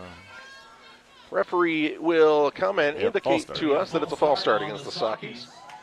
So that will move it back 5 yards, and they were so honest. Plains could decline this year. That's true. Yeah. I would move them back, I think, in this situation. Yeah, just break They won't. Shows what we know. So the gain will be up to, where is the ball, Justin? Right on the 40. To the 40-yard line, so that's a 3-yard pickup on the play. So it'll be a 2nd down and 17, and Pittsfield calls the Adams Network timeout. For reliable internet service that doesn't buffer no matter what life throws at you. It's Adams Fiber. Visit followthefiber.net. Game Masters Outdoors in Quincy is your ultimate destination for game cameras and hunting gear. Discover top-notch game cameras to elevate your outdoor experience. From firearms and ammunition to optics and outdoor equipment, we've got you covered. Enjoy free shipping on most orders. Browse our vast selection of high-quality gear and find everything you need for your next adventure. Visit GameMastersOutdoors.com today.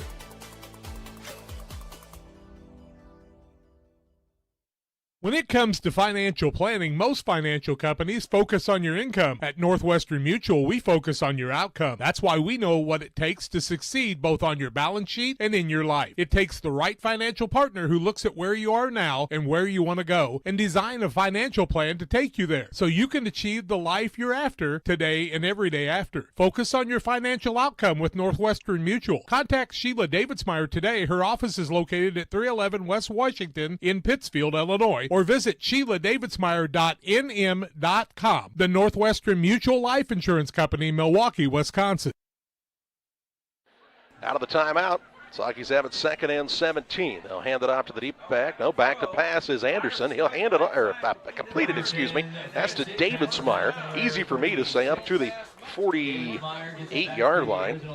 A pickup on the play of 6 yards. Call it 7. It brings up a 3rd down and 10. I bet that might be Davidsmeyer's first reception on the year. I would tell you you're right on that. And the Cardinals now take a timeout. Their second of the half. 2:33 to play in the half on this Adams Fiber timeout. At Logan Agri-Service, we believe that every seed holds the promise of a thriving future. Our commitment to quality and excellence is as strong as the roots we help you grow. With decades of experience, our dedicated team understands your unique needs. From cover crops to premium seeds, we have it all. But it's not just about products, it's about partnership. We're not just sellers, we're your allies in growth, your consultants in success.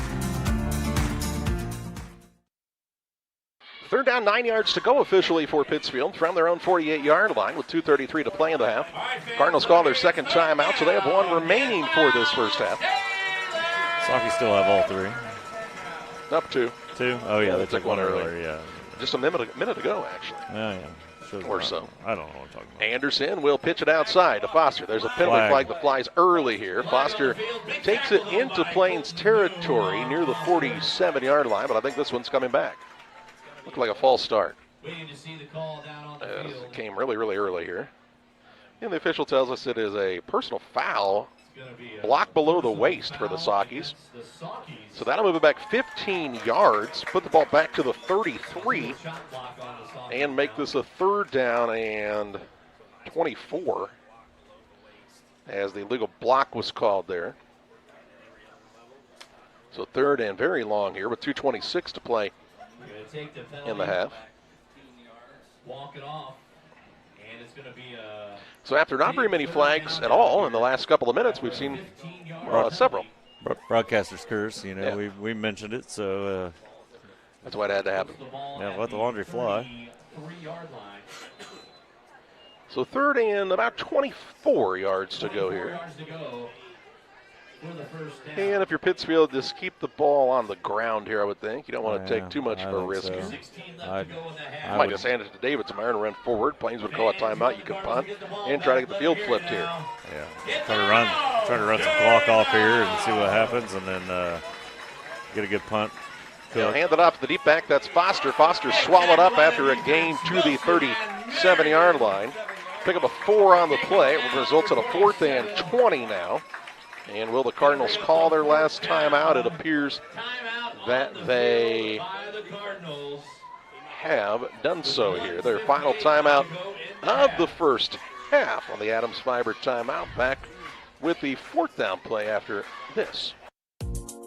Fall in love with Cascom. The leaves may be changing, but our commitment to our customers never does. Reliable high-speed internet, along with our award-winning customer service, we have knowledgeable service technicians in your area 24 hours a day. For you new customers, we are extra lovable. Call today and get a free installation on any new service. Wow! I'll bet you want our phone number, 1-800-252-1799. Call for details and a date, 1-800-252-1799. 1:58 to play in the half. Plains called their timeout, the final of this first half for the Cardinals. Pittsfield has it 4th and 20 from their own 37, and Cook is in to punt. First time we've seen Tucker on the field tonight. Grisham will go back to receive the punt as Cook will kick from around his own 25-yard line. Grisham will set up back near his own 30 or so. If Cook gets time, he can really boot it. I'm watching him warming up. He had Several really good kicks. It is not one of his best ones here. Kind of high. Shanked. And this is not going to be net. Not going to net much yardage here for Pittsfield, as that ball, they say, went out of bounds. Right at They're walking them up to the 45, and that's where the Cardinals will take up a 1st and 10 at their own 45. So, said I like big lines. Yeah. We'll call this one. So no timeouts left, but good field position for Pleasant Plains with 1 minute 51 seconds to play in the second quarter. And the Cardinals with a big drive right here. A score gets them right back in this thing right before the half. Absolutely. Pittsfield, of course, looking for a big defensive stop. Trips right, 2 receivers to the left-hand side. Schauenberg is in the shotgun. He is back to pass, setting up the screen. Has it completed here. That's to Flanagan again. Flanagan across midfield. Drunk down here by Pewterbow. Pewterbow did a great job. He probably saved a really big gain there. I mean, they still end up with 7-yard pickup on the play, 2nd and yards. 3 here. And quick to the line here for Pleasant Plains. Empty that? backfield again. That was to Flanagan. This time it's Schauenberg looking down the middle of the field. Has a man open and a one-handed try there. And the penalty flag flies. And we'll see defensive pass interference call.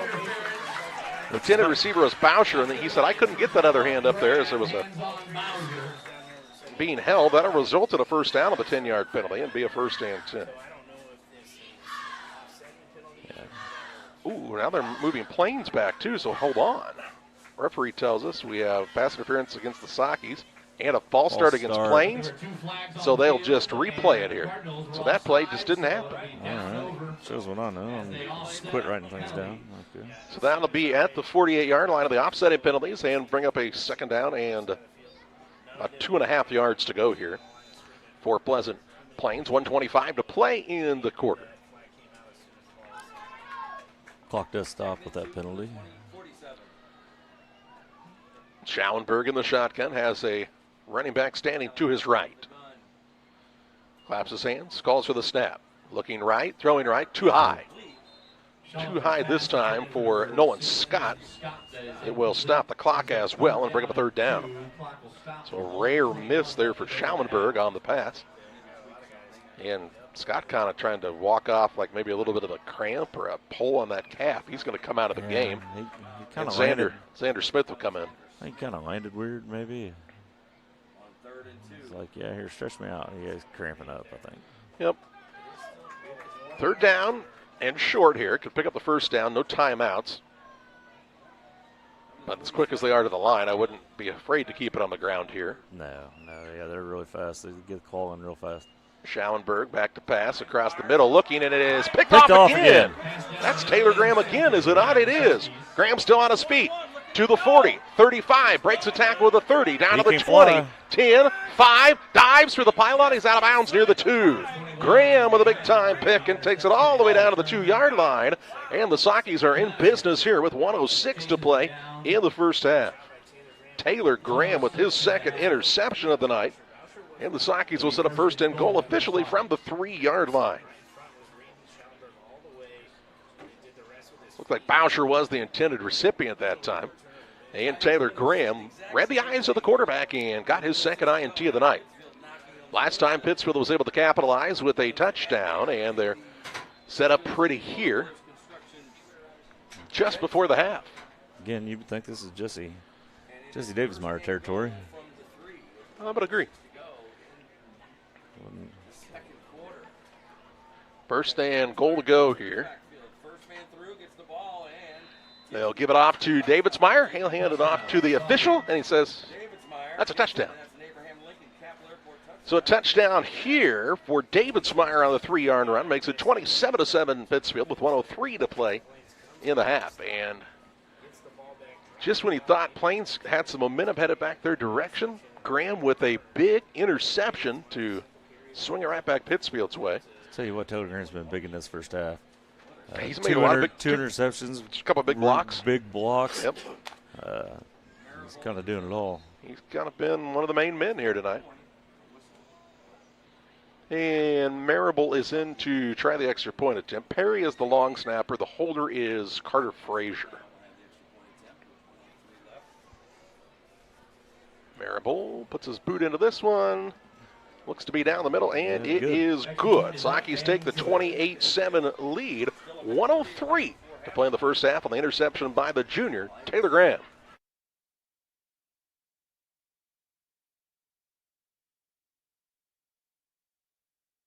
In high school athletics, winning and losing is a part of the experience. Sportsmanship should also be part of the game at all times. That's why Farm and Home Supply and Refreshment Services Pepsi are teaming up to recognize the good sport of the week. Nominations for the weekly award can be made by messaging the Central Illinois Sports Facebook page. Help us recognize the good things about sports. Weekly winners will receive a $25 gift card to Farm and Home Supply. Again, send your nominations to the Central Illinois Sports Facebook page today. 28-7 the lead for the Sockies on the PCRE Real Estate and Auction scoreboard. 1 minute and 3 seconds to play before the halftime. We'll have an extended halftime here tonight at Pleasant Plains. Some of the many cheerleaders, I believe, here tonight. That's right. They said they had like 100 of those little girls lined up. That's a lot of energy. That is. All right, still 1 minute and 3 seconds to play in this first half, as Tucker Cook has it teed up and ready to put it in the air like you just don't care. Man will come up and take it on a short hop. That's a Smith here. Smith looking for running room, gets a block, wrestled down near the 30-yard line, and that's where the Cardinals will take over first and 10. Now a penalty flag. Does not fly. Boys being boys. Could have been. They said, hey, you two knock it off. We're going to be on the 30-yard line with 55.6 seconds to play in the half. A couple guys going to the whistle and beyond. To infinity and beyond. First and 10 for Plains here. No timeouts from the 31 officially. You're just a broken play away from taking this one to the house. What are you looking for? When this drive started, or the last one? The last one. 103. 103. Schallenberg is back to pass, feeling some pressure, throws it up for Flanagan on the outside. Cuts back now and still makes another man miss. Taken down by the shoelaces that time near the 36-yard line. Pick up a 5 on the play, second down and 5. Clock is ticking. We'll call it 5. It'll be second down and 5 for the Cardinals. No chance to stop the clock here with the being out of timeouts. Just over 30 seconds to play in the half. Schallenberg will send a man in motion, but they'll call that a false start as they had 2 men in motion at the same time. That'll move it back to the 31 and make it a second and 10. It'll be second down and 10. Just in about a 5 or 6 minute game time stretch here, things have gone really, really poorly for this Plains squad. Yeah, look like they're looking to march down and maybe get a score before they go into half, and now they're going to go down by probably. Hand it off. Here's Denny. Denny looking on a big gain here. Breaks outside. 50, 45, 40. Grattan will shove him out of bounds near the 32, and it'll be a late hit out of bounds as well. So to the 32-yard line he goes. That's a 37-yard gain, and then he'll move the ball all the way down to the 16, Justin, with a 15-yard penalty. And Plains will be right into striking distance with 7.5 seconds to play in the half. Grattan, called for the late hit out of bounds. And since it's at the 31, still outside that 30-yard mark, no half the distance here. This will be all the way down to about the 16-yard line. And Pittsfield now wants to call a timeout and get regathered on the defensive side. On the Adams Fiber timeout by the Sockies with 7.5 seconds to play in the half. They lead Plains 28-7. Every day, banks touch every corner of our lives. They support us when we turn life's goals into accomplishments. Goals like opening a small business, buying a home, planting a crop, having a baby.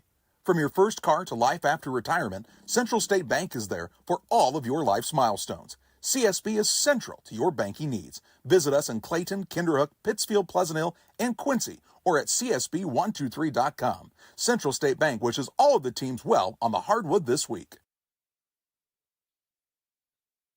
28-7 the lead for Pittsfield. 7.5 seconds to play in the half, but Plains setting pretty here with a first and 10 from the Sackey 16. Well, we were talking how things were starting to go sideways for him, and then Denny opened up a big 37-yard run and tack on 15 at the end. Looks a little brighter for him, maybe. No timeouts. Maybe 2 shots at the end zone here or a pass to the sideline to get it out quickly. Schallenberg's back to pass. Looking across the middle of the field. Open is Grisham for the touchdown. Touchdown Grisham, and Pleasant Plains with a big-time drive in the waning moments of this first half to make it a 28-13 score. Pretty pass again from Schallenberg to his main man, Grisham. Just a really, really huge response for this Cardinal team. Yeah, absolutely. Schown will be on for the extra point attempt. Xander Smith is the holder for the Cardinals. Gets a high snap, gets it down. Schown's kick looks to be long enough, and it is good to make it 28-14. Schallenberg to Grisham. Write it down, folks, and replay it again. This time it's a touchdown pass with 4.4 seconds to play in the half. Kate Marable, real estate broker with Hometown Real Estate, would like to say good luck to all area teams and hopes everyone has a successful and healthy season. When you're in the market for a new home or would like to sell your home, be sure to call Kate Marable. Kate is a lifelong resident of the area and has experience in first-time home buyers, FHA, USDA, and VA loans. Call Kate Marable at 217-370-9809. That's 370-9809 for Kate Marable and Hometown Real Estate. Big response for Pleasant Plains. 4.4 seconds to play in the half. They started with the ball at their own 31 with 55.6 seconds. And 51.2 seconds later, they put it into the end zone. Big pass, of course, was on the draw by the running back in Denny. And then the 15-yard penalty set them up deep in Saki territory, and they capitalized. Schown will kick from the 40-yard line here with just moments to play in the first half. Schown kicked kind of a higher, shorter kick the last time. That's Allie Schown. Yes. She has a pretty good leg. They said earlier that she could hit him from, what, 30, 35? Yeah. She will put her foot into this one, kind of a squib kick across the middle. Sakis will dive on it near the 31-yard line. It looks like Carter Frazier diving on that ball at the 31. Smart play there, trying not to pick it up and no turnovers. 2.7 seconds to play in the half. Pittsfield gets the ball to start the second half. I think you would see a kneel down right here and head to halftime, but let's wait and see. I still think you'd want to do anything to put yourself in a situation where Plains could gain any more momentum than they have on that touchdown drive. Yeah, I don't think so either. See what Coach Ferguson has to say, though. They will take the kneel down and head to the halftime. The Little Jess Motors halftime show. Pittsfield 28, Plains 14. Halftime stats and more your way after this. Now is the time to fall into savings at Little Jess. During Ram Power Days, you can save over $15,000 on a 25 Ram 1500 Crew Cab Night Edition. Get it for just $48.9 or drive it for $0 down and only $579 per month. Buy a new 24 Ram 2500 Crew Cab for only $44.9 when you take advantage of over $10,000 in savings. Or drive a new 24 Jeep Wrangler 4-door for only $399 per month. Plus 0% financing plus generous rebates available on most new models. Little Jess, serving the Tri-States for 7 decades. Cedar Lake Campground has been owned and operated by the Kramberg family for over 50 years. Located off of Highway 24 between Coatesburg and Camp Point, Cedar Lake Campground is a quiet family campground that you're sure to enjoy. With 60 RV spots with water and electric and our 5-acre lake, it's a perfect spot for a weekend spent fishing, spending time with family, and enjoying the great outdoors. Find out more about Cedar Lake Campground on Facebook or call 217-455-4602. Here in Pittsfield, we're focused on maintaining a healthy, diverse economic base to increase opportunities for our residents. Economic factors greatly affect a community's overall potential, and we strive to continue our prosperous culture. The availability of both commercial and industrial employment centers and new lucrative entrepreneurship opportunities are major assets for growth and development here in Pittsfield. In addition to providing employment and income to people, Pittsfield also boasts several tax incentive districts to further facilitate economic growth. Examples of growth and success can be seen throughout Pittsfield. Pittsfield is located within Pike County and widely known for the abundance of white-tailed deer, and is also home to companies that have capitalized from the region's natural resources. Located over on Madison Street, Whitetail Properties is a major local and international employer. It truly embodies the local and economic spirit of Pittsfield. State-of-the-art communications and telecommuting are available here. Be sure to catch their televised series throughout the week on the Sportsman Channel. Come grow and be a part of something great in Pittsfield, Illinois. Before I started at DOT, like a real low point in my life, I just lost my house and I just wanted something to get myself back on my feet. I met a driver named John and he was like, man, come to DOT. They'll pay for your school, they'll pay for your CDLs. I applied and ever since then I've been very grateful. Since I've been here, I've had the opportunity to save money to buy me a home within the next couple of months. It's definitely been great. When my life needed direction, I took the wheel. Are you planning on building? Let Pike County Lumber help. Whether it's big or small, we have everything you need. We carry all building materials like siding, roofing, cabinets, decking, doors, and windows, just to name a few. We also have plumbing and electrical supplies along with tools. From building your shop, your brand new home, or kitchen and bath remodel, Pike County Lumber is here to help. We're family owned for 3 generations. Pike County Lumber. For all your building needs, come see us in Pittsfield. You've tried it, I've tried it, everyone needs to try it. Sugar and Smoke, 1258 West Washington in Pittsfield. Open Wednesday through Saturday at 11 a.m. Here's what others are saying. This place is fantastic in every way. Pulled pork, pulled chicken, brisket, ribs on the weekends, the best green beans, appetizers, nachos, pony shoes, pork burgers, celebrating 1 year in business. Sugar and Smoke, it's time to eat. Yum! 217-922-0067.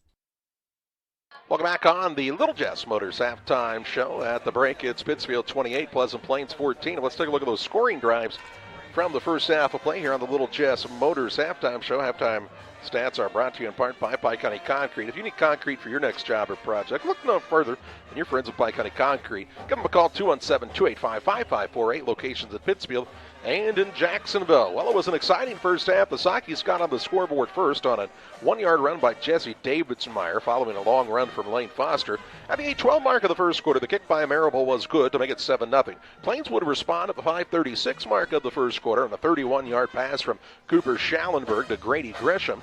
The kick by Schown was good to tie the game at 7 points apiece. The Sockies would get 3 scores in a row. 3:57 to play in the first, a 61-yard run by Foster. The Marable kick was good to make it 14-7. Then at the 11:12 mark of the second quarter, a 4-yard run by Foster on a drive that started after the first of 2 interceptions by Taylor Graham on the night. The kick by Marable was good to make it 21-7. Pittsfield also scored with 1:03 to play in the half on a 3-yard run by Jesse Davidsmeyer, again set up on an interception by Graham. Marable's kick was good to make it 28-7. Plains with a big response with 4.4 seconds to play in the half. A 16-yard pass. Schallenberg finds Grisham for the second time. Schown's kick was good to make it 28-14 here at the break. On the Little Jess Motors halftime show, we'll have Justin Poor and all of your halftime stats. He's over here figuring with his shoes off and learned how to count past 10 this week, so we're excited about that as well. We'll have halftime stats and more your way next on Central Illinois Sports. Griffin Signs and Time at 122 South 9th Street in Quincy is a full-service sign company that can complete any project, from fully wrapping your entire fleet of vehicles, digital signs, storefronts, to creating small banners and signs. The right and professional signage is the difference of getting the job, heading folks in the correct direction to find you, or creating a brand recognition for potential customers. Put the right signs in your customer's mind with Griffin Signs and Time. Call 217-228-7470.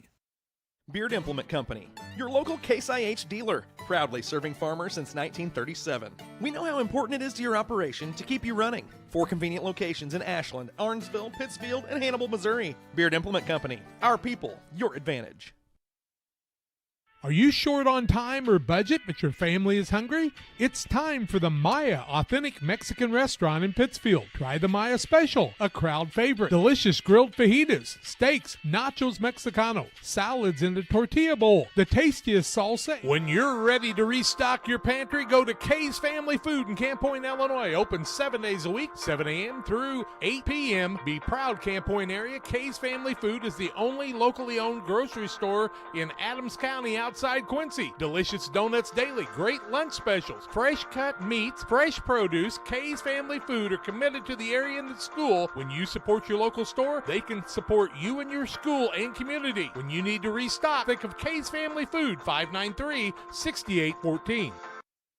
Shireman Memorials has been serving the area since 2014 with local and affordable memorial and specialty items production. Jason Shireman has over 20 years of experience and is committed to providing his customers with the best experience. With expertise in sandblasting, carving, etching, and design, you will be dealing with someone who has the knowledge and experience to make a memorial your family can be proud of for generations. You'll find Shireman Memorials at 1135 West Washington Street in Pittsfield and online at shiremanmemorials.com. Welcome back to the Little Jess Motors halftime show. Little Jess, you'll find them across from Quincy High School, 3531 Main Street in Quincy, Illinois. The place to go for your next vehicle purchase. Their staff is committed to making the car buying process simple and making sure each customer's needs are met. Learn more at littlejessmotors.com. At the half, it's 28-14, Pittsfield on top of Pleasant Plains, and Justin Poor has a look at your halftime stats.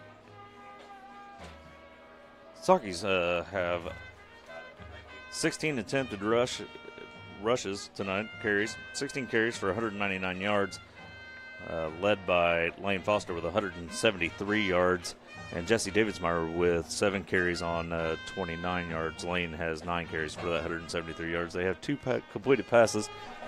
Jonas Anderson for 10 yards. He is 2 for 2. First one to Taylor Graham for 3 yards, and the second one to Jesse Davidsmeyer for 7 yards. They have been penalized 5 times for 50 yards.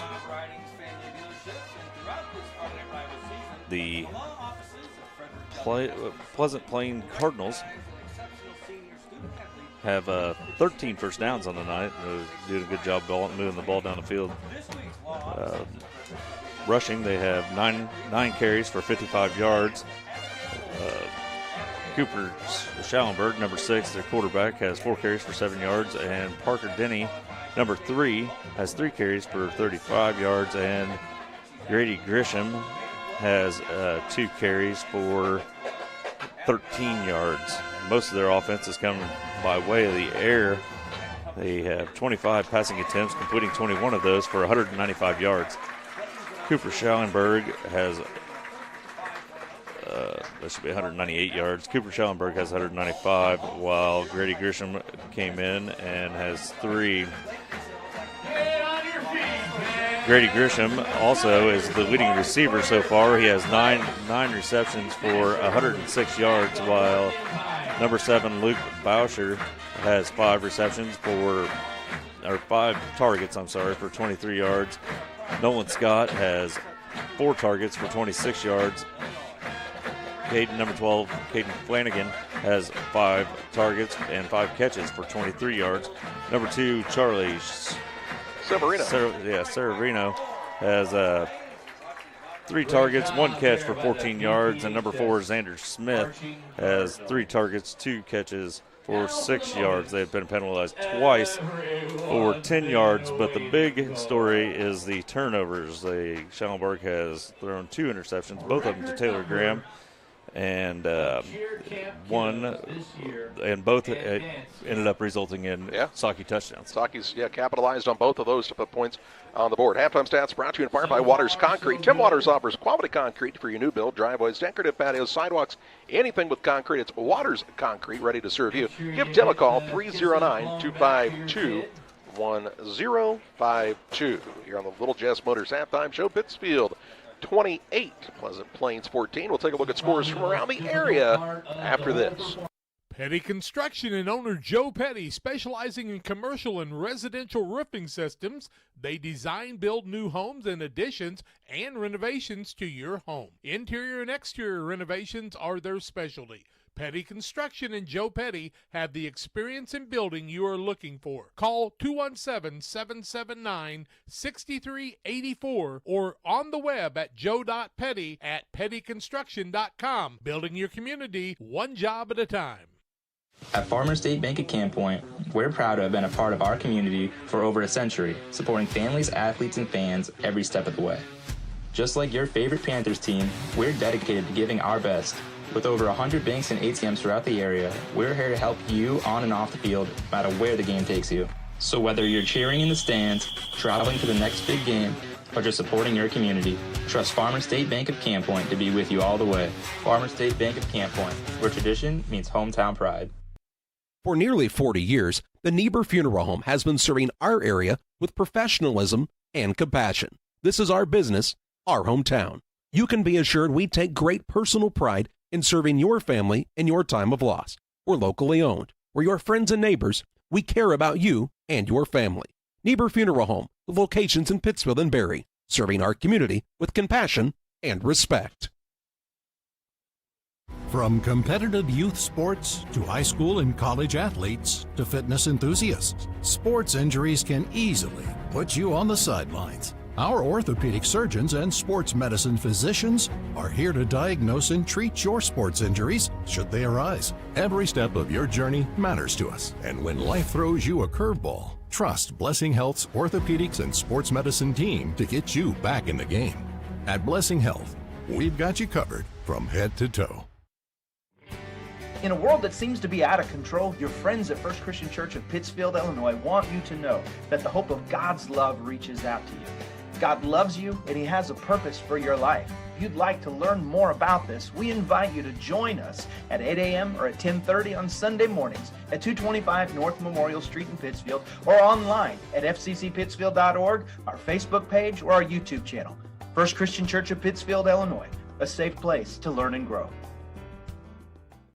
Like a good neighbor, State Farm is there. You've heard that phrase many times, and Rod Prentice in Pittsfield, your State Farm agent, is the guy you can count on to be your friend and neighbor in the insurance business. He has a complete line of insurance available for you from State Farm Insurance. You can reach him at 217-285-6930. Our family trusts Rod Prentice with all of our insurance needs. Stop by their office on Washington Street and see the girls. And Rod Prentice, your State Farm agent, 217-285-6930. I'm Chris Nichols with PCRE Real Estate and Auction here in Pittsfield. For 15 years now, I've been specializing in selling farmland and hunting properties, along with homes and commercial real estate. Whether it's helping a seller get a premium price out of their home or assisting a buyer to find the farm of their dreams, I pride myself on providing elite customer service. Give me a call today at 217-473-3777 if I can help with any of your real estate needs. Or feel free to jump on our website at pcrerealestate.com. Best Systems Auto Sales, located at 802 West Washington Street in Pittsfield between Best Systems Car Wash and O'Reilly Auto Parts, is the place to go for your next pre-owned vehicle purchase. Check out this deal from Best Systems Auto Sales. This 2019 Jeep Compass Limited is priced to sell at just $22,500. With only 29,000 miles, leather interior, and new tires, this vehicle is ready to roll off the lot today. Contact Best Systems Auto Sales to take a test drive. 217-939-7664. Welcome back to the Little Jess Motors halftime show. A lead for Pittsfield at the break, 28-14 over Pleasant Plains. Taking a look at scores from around the area here on the PCRE Real Estate and Auction scoreboard. Williamsville 20, New Berlin 7, just underway in the third quarter of that contest. Camp Point Central led Triopia 30-0 at the half.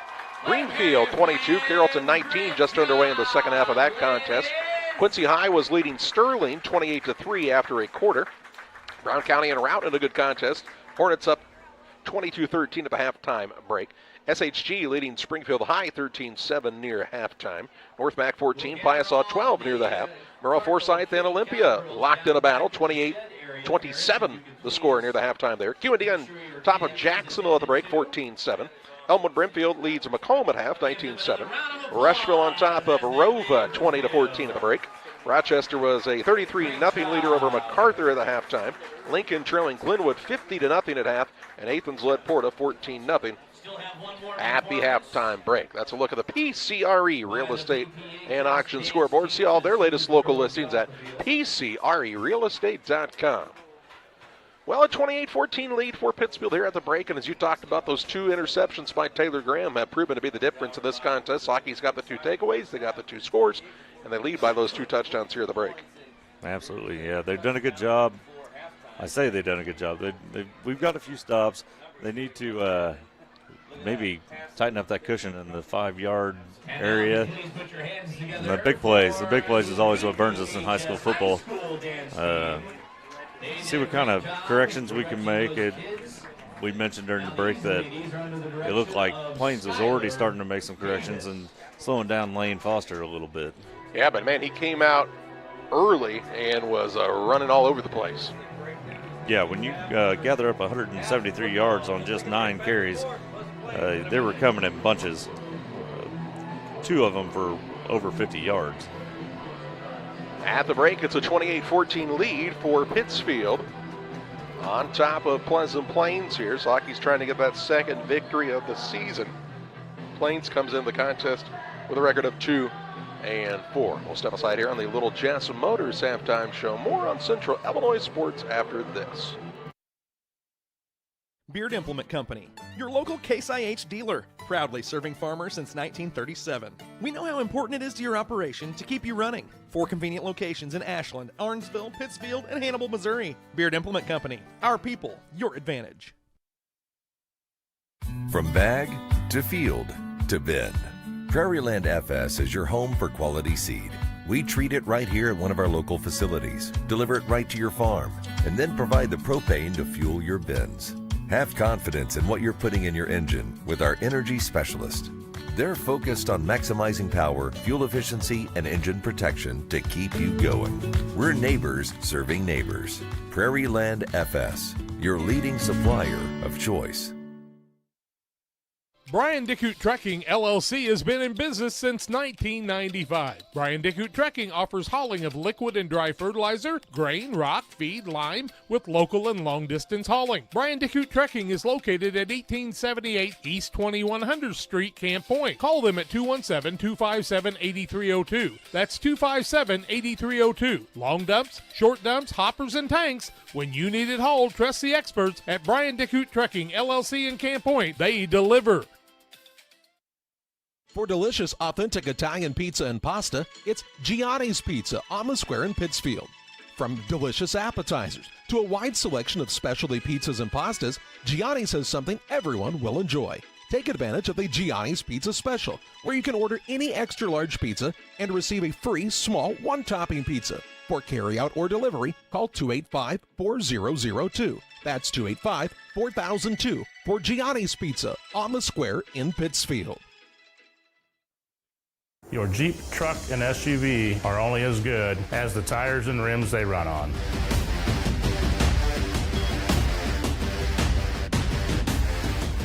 On or off-road, go full throttle. It's time to be thinking about tax planning. You can count on Illinois FBFM for accounting, consulting, and tax preparation for farmers and businesses in Pike, Brown, and Adams County. Phone 217-593-7233. That's 593-7233. Illinois FBFM can take care of your farm accounting needs. Get your accounts in order for this tax season. Contact Jesse Shootman, Emily Matthews, and Kaylee Fessler. Illinois FBFM in Camp Point, working for you. Press Yours On You would like to wish all the area teams the best of luck this season. If you're looking to get team shirts or spirit wear for yourself, remember Press Yours On You. We have over 1,400 square feet of retail space, so pop in and see what we have to offer. Decoration methods we offer include screen printing, embroidery, laser engraving, and banners. The Walker family has proudly owned and operated Press Yours On You for over 18 years. Being a small-town business, our goal is customer satisfaction. We would like to thank everyone who has supported us. As always, thank you for supporting local. 28-14, the Saukey lead at the half. They'll get the kickoff to start the second half as the halftime festivities wrapping up here at Pleasant Plains. Really nice job by the band. They had about 324 mini cheerleaders, and the dancers danced as well, so just a lot of action here for the fans. Then on the football field, the Sockies lead this one 28-14. We'll have second half action for you after this time out on Central Illinois Sports. The Farmers National Bank of Griggsville, with locations in Griggsville, Mount Sterling, and Pittsfield. Maybe you ask, why choose Farmers National Bank of Griggsville? The answer is simple. Local people, local decisions, and local commitment with local investments. We have many products and services to meet your needs. We invite you to find out more about us. Go to fmbgriggsville.com and explore all the services we offer. Visit any of our 3 friendly locations in Mount Sterling, Griggsville, and Pittsfield today. The Farmers National Bank of Griggsville, local people helping local people, member FDIC. Now is the time to fall into savings at Little Jess. During Ram Power Days, you can save over $15,000 on a 25 Ram 1500 Crew Cab Night Edition. Get it for just $48.9 or drive it for $0 down and only $579 per month. Buy a new 24 Ram 2500 Crew Cab for only $44.9 when you take advantage of over $10,000 in savings. Or drive a new 24 Jeep Wrangler 4-door for only $399 per month. Plus 0% financing plus generous rebates available on most new models. Little Jess, serving the Tri-States for 7 decades. Just about ready for second half action here on Central Illinois Sports. Tonight's contest is brought to you in part by our friends at Bowlers Universe. Always a good time at Bowlers Universe at the west end of Pittsfield. They're open Monday through Thursday, 11 a.m. to 10 p.m. Fridays, 11 to midnight. Saturdays, 4 to midnight. Great specials for you each week at Bowlers Universe in Pittsfield. Nice hair. Noah Mendenhall climbs the ladder. Always dressed to impress. Pretty good with the torn ACL. Yeah, maybe he got that fixed. I think he did finally get that fixed. He's not the only one with a bum leg I've seen climb that ladder tonight. It's good to be young, Justin, and good that we don't have to climb. I'm glad we don't have to climb it. That ladder. Chown will tee it up at the 40-yard line. Sockies have Foster and Graham back deep. They've not kicked it back to that line yet tonight. So I wouldn't expect that to be the case on this kickoff to start the second half. I wouldn't be all that surprised to see an onside here. No. Try to carry that momentum back to where they ended the last half with. It really wouldn't surprise me at all. Chown had a squib kick earlier. And it's an onside attempt, and it is recovered by the Sockies. Really a pretty good opportunity there for Plains, but Cooper is the man who gets on it at the 48-yard line. And that's where the Sockies will start first and 10 from their own 48. Did I miss something out there? No. All right. Just not sure it was Cooper. I thought it was 9. Was it 2? 2 would have been Lawson. I don't think he's here, is he? I don't know if he's here or not, but I thought it was Cooper. Yeah. Anyway, they got the ball back. You know what I meant.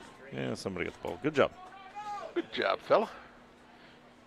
They'll put a man in motion, and Grattan hand it off to the running back, and the Sockies will have a false start as Davidsmeyer will dive for what would have been a 10-yard gain, but I think the running back and the man in motion both were moving at the same time. That'll be a false start. Move it back 5 yards to the 43-yard line on the illegal shift by the Sockies, and it'll bring up a first and 15.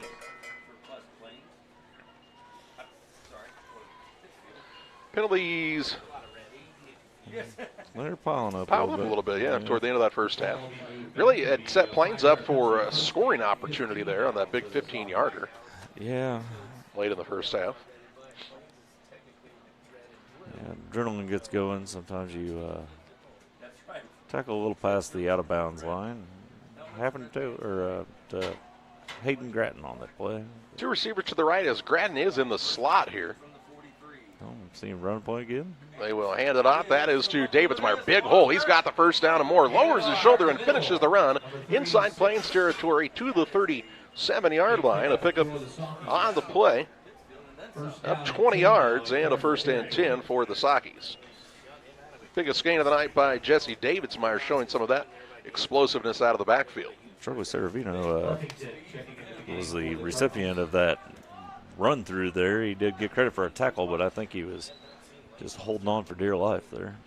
Sockies with no Lane Foster on the field right now as they want a little different formation here to start the second half. I thought somebody had come to the roof there for a second. There's only about 35 of them up there, so it surprised me. 2 receivers to the left. Single man to the right-hand side as in the shotgun is Anderson. Takes the snap, hands it off to Davidsmeyer. He's fighting, but gets back to the original line of scrimmage.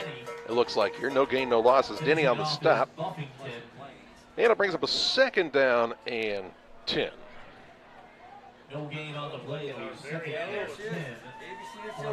And here comes Lane Foster back into the game. How many yards did he have in the first half? 173. Must have still needed a couple extra plays to get a rest there to start the second half. 10-17 and counting in this third quarter. Sakis with a 2nd and 10 from the Plains 37. They're back to the I formation, single receiver to either side. Anderson takes a snap, hands it off the deep back, that's Foster. Foster stays behind the blockers, breaks a tackle. Still on his feet as he cuts back. Lane still moving down to the 20-yard line. And that'll be enough for a Saki first down on a 17-yard gain by Lane Foster. Those extra 2 plays off really helped him. Kind of ran into his own blocker there, but then got his feet back under him. And 15-yard pickup, they'll call it officially. And just kept going there. So he's approaching the 200-yard mark after that 15-yard gain. That's 188 on the night right now. Yeah, 188, like in math. We're getting the big numbers now. Yeah. Big numbers, little boxes. 1st and 10 for the Sakis. Jonas Anderson, the junior quarterback, hands it off to Foster on a little counter play. Breaks a would-be tackle inside the 10, 5, and he's down to the 2. 20-yard gain on the play, and it's a 1st and goal from the 2 for the Sakis. And now a man shaken up for the Cardinals. And they'll get a chance to get the trainer to take a look at him. As you see, the man that made a tackle on Foster that's kind of rolled up and looks to be needing some attendance. And while they take a look at him, we'll pause for this time out on Central Illinois Sports. Damon Plumbing, serving all of Pike County and the surrounding area with quality residential and commercial plumbing services. Make sure you include the Damon guys to get it right the first time. Residential and commercial, new builds, or existing. Call Braden at 217-491-5415 or Doug at 217-617-2318. Damon Plumbing, recommended by our family for your family. Welcome to Douglas Automotive and Tire, your expert truck and car repair center in Pittsfield, Illinois. We provide full service from oil changes to new tires and everything in between. Contact us today to schedule service. We're located at 303 West Jefferson Street in Pittsfield, Illinois. Call 217-922-0064. That's 217-922-0064. Britton and the gang know cars, and if you need repairs, call Douglas Automotive today for all your repairs. Injured player is on his feet, and it's Severino. He was a little shaken up off to the tackle. 1st and goal for the Sakis from the 2-yard line. 9:13 to play in this third quarter. Drive that started at their own 48. Big run by Lane Foster set the Sakis up for this 1st and goal play. I formation, double tight, and Marable is offset on the right side. They'll hand it to Davidsmeyer along the left side, and he'll get in for the touchdown. Davidsmeyer takes it in from 2 yards out for the Sakis and makes it a 34-14 score. 8 minutes, 57 seconds to play in this third quarter. And a good start for Zach Ferguson's crew to start this second half. Which is what they needed. They haven't really had that opportunity much this season. Now, the third quarter has been kind of a sore subject for the Sakis for a lot of this year. Here's the kick by Marable. Looks like it's going to get across and good for the extra point. He's done a good job there tonight as well. Sakis have a 35-14 lead on a touchdown run by Jesse Davidsmeyer. Behind White and Perry on that left side along with Archer. 8:57 to play in the third. The Liquor Booth is your home for a huge selection of beer, wine, and spirits. The Liquor Booth has 2 locations in Quincy, 3520 Broadway and 1500 North 12th Street. The Liquor Booth, where it's always happy hour. I have to speak to you about something that is concerning me. Heard you and your mother talking about this Arlo fella. You're dating someone? Yeah. Dad, Arlo's the name of the new security cameras that we got from our service provider. Arlo's not a boy. Oh, boy. Not a boy. Apparently, we just learned that it's a camera named after a boy. Why don't you name it Peter? Saki's with the touchdown on the run from Jesse Davidsmeyer from 2 yards out. Was set up on a big 20-yard run for Lane Foster the play before. And they lead 35-14 on the PCRE Real Estate and Auction scoreboard with 8:57 to play in the third. Cook will be ready to kick this one off as he's trying to get loosened up a little bit back there. Looks like Smith is back deep. And they'll kick it his direction. No, going to be taken by the other young man. Having a little trouble with it. That is Scott. Scott picks it up off the turf and is dragged down by Caden Ferguson on a nice tackle in the open field near the 13-yard line is where Plains will take over first and 10 with 8 minutes 51 seconds to play in the third. And watch this play on the Northwestern Mutual Instant Replay on the tackle by Caden Ferguson. Flying in unblocked. Nice job, broke down and took the man down. Little assistance from Graham that time as well. Thanks to Sheila Davidsmeyer and the Northwestern Mutual team in Pittsfield from the 14-yard line here for the Cardinals. I was just waiting for you to write it down. Thanks. That wasn't really true, but it kind of worked out that way. Schallenberg is in the shotgun. He is back to pass, looking left. He'll find a man open to Flanagan. Flanagan has the first down up across the 25 to the 26-yard line. 12-yard pickup on the play, and a first and 10 for the Cardinals. Flanagan's had some sure hands for the Cardinals tonight. He's that makes his 6th reception. He caught every target that's been thrown to him, 35 yards. Quick to the line here for Pleasant Plains.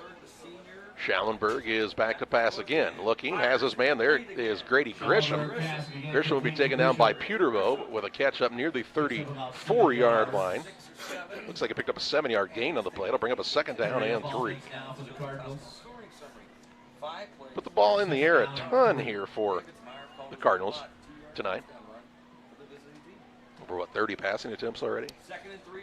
Right at it. They're going to hand the ball off to Smith. Smith has the first down as he cuts back and is taken down on a sure tackle that time from Shaw, it looked like. First down, though, for the Cardinals, up to the 39-yard line. 5-yard gain in the first and 10 for Pleasant Plains. I'm sorry, what was that? That was Smith out of the backfield on that 5-yard run. Yeah, 5-yard run for Smith. Trips left, single man to the right-hand side. Here's Schallenberg looking out into the little bubble screen. Ball is bobbled and incomplete. Incompletion will stop the clock and bring up a second down and 10 now for Pleasant Plains. Talk about Flanagan, and then he bobbles the ball and drops it. The old announcer's curse. Do what I can. Do what I can. No, got man, a Cardinal down. Looks like he's cramping up. That's Brady Kaufman down. He's just trying to get somebody to help him stretch out there, and they'll give both teams an opportunity to maybe grab a little water. It's still kind of a warm evening for this time in October anyway. I mean, it's not hot. The humidity is not terrible out here today, but it was around 85 degrees earlier It got today. up to mid-80s today. I mean, it was plenty warm. Second time we've seen a young man having a little trouble with some cramps. Breaking the action gives us an opportunity to remind you about our friends from the Pike County Express, your local family-owned newspaper. They have been serving Pike County and the surrounding area since 1991. Check them out each Wednesday on a newsstand near you. Some close games in the Sangamo Conference here at halftime. Moreau Forsyth 48-27 over Olympia now, as they made some big adjustments in a hurry. Well, that's a team that can. Grant Smith, a big 51-yard touchdown catch for the Illinois commit. Second down and 10 for the Cardinals. Get the young man up and still going to get over there to the table, gets a little water in him, gets stretched out, and he'll be right back out there, I bet. First, check that second and 10 here for Pleasant Plains. After the incompletion, we're back to live action here. Schallenberg is in the shotgun. Back to pass. Flushed out now. Has some running opportunity and dives. And then the Sakis have a man dive on him late. Could have been Probably a could have penalty been there. a penalty. Yeah, once you give yourself up in high school football, you were down. Gained 4 on the play. And it'll be a 3rd and 6 here for Pleasant Plains from around the 44-yard line. Look like the Sakis maybe bit on a, I don't know what they're doing there. It looked like they had an opportunity to have him in the backfield. Here goes Schauenberg with the pass. And right across the middle, and a big hit there by Owen Shaw to help break up the pass attempt. Smith was the intended recipient. Stops the clock and brings up a 4th down and 6. Owen Shaw, one of the inside linebackers for the Sakis, dropping back into pass coverage that time. Not necessarily one of his fortes, but he looked pretty good right there. 4th down. From your own 44, down 35-14. They'll go for it here on a 4th and about 6. Schauenberg is back to pass. Has time. Down the middle, there's Grady Gresham. Gresham again. And that's been the man they go to when they need a big play. He'll take the ball down to the 38-yard line and pick up on the play of 18 yards and a 1st and 10 for Pleasant Plains. First down, 10 yards to go. We're back to live action. Little delayed handoff to Smith. Smith gets away from one man, gets away from another, but won't get away from Draven Puterbo in the backfield. As they'll give him forward progress to about the 46-yard line. That's a loss of 6 on the play. It'll bring up a 2nd down and 16. That was a handoff. That was a handoff to Smith, and he broke a couple of tackles, but just got slowed down too many times there for that to be successful. Now a screen play being set up here, and there comes Tucker Cook on a quick tackle. Nolan Scott was the recipient of that pass to the 46-yard line, it appears. No gain, no loss on the play, and it's 3rd down. Now that was a play in the first half that they were getting away with. Maybe defensively, we realized that that's something that we need to stop. Good job by Cook on another sure-handed tackle. 3rd and long here from the Pittsfield 46-yard line. Naked backfield. Schauenberg stands tall, heaves it downfield, looking in coverage. It is incomplete, but pass interference will be the call. Bauscher was the intended receiver. Graham and Frazier were both there. It'll be a penalty here, but on the pass interference. Graham thinks that he didn't commit anything there, but he did run into the man. He never turned around to look for the ball. And it'll still be 3rd down, though. Yeah. As it was 3rd and 16. Was that a 10-yard penalty? Let's see where they mark it down to about the, 32-yard line? Call it 31, so 3rd and 2 yards to go here. After the 15-yard penalty on the pass interference. Okay. 70 yards on penalties on the Sakis tonight. Schauenberg in the shotgun. Puts a man in motion in Smith out of the backfield. He's back to pass. Looking for that back. Catches it. Makes a spin move and stood up right near the sideline. Smith there. Smith on the catch to the 26-yard line, it looks like. A 5-yard pickup and a 1st and 10 for Pleasant Plains. So that penalty against the Sakis proved to be costly and allowed the Cardinals to convert on what was a really, really long 3rd down play. Became 3rd and manageable, and they pick it up. Fresh set of downs here from the 26. Low snap. Schauenberg picks it up, and he'll dive forward now. Dove on from behind by Marable here. To the 23-yard line. 3-yard pickup on the play. Give him a 2nd and 7 yards to go here for Pleasant Plains. Schauenberg, when he dives, it's kind of an awkward head first, too. Awkward dive. Not really a slide. Another dropped the ball snap. again. Yeah, bad snap again. Marable giving some pressure. Now he'll get the pass out, but it's incomplete. So he's kind of throwing that one on the run. All kinds of pressure there for the Sakis. Yeah, first time really we've seen them get much pressure on Schauenberg for the most part. Incomplete pass will bring up a 3rd down and 7. Pass was intended for Flanagan out there. Clock stops with the incompletion. 4:53 to play in the 3rd. On the PCRE Real Estate and Auction scoreboard. Pittsfield 35, Plains 14. 3rd down and the Cardinals in 4-down territory here. They'll come up in a A little different look here, and now they'll split everybody out. Kind of bunched in tight on both sides. Schallenberg looks to his left, throws it downfield, one-on-one coverage in the end zone. Good coverage back there that time by Hayden Gratton covering Flanagan. And this will bring up a 4th down from the 23. Flanagan has not caught a pass since I said he caught every pass. Your bad luck. Can you say, Charlie, you will never win the lottery? Let's give it a shot. I can, but I'm not gonna. Appreciate that. Justin will be looking for a ride home after the game. You can pick him up at the front parking lot at Pleasant Plains. Here at this beautiful facility. 4th down and 7. Trips left. Severino is the receiver in the slot on the right-hand side. 7 seconds on the play clock as Schallenberg goes back to pass. Looking left, now scans the middle of the field, has all kinds of time, throws it in, and is picked off by Peterbow.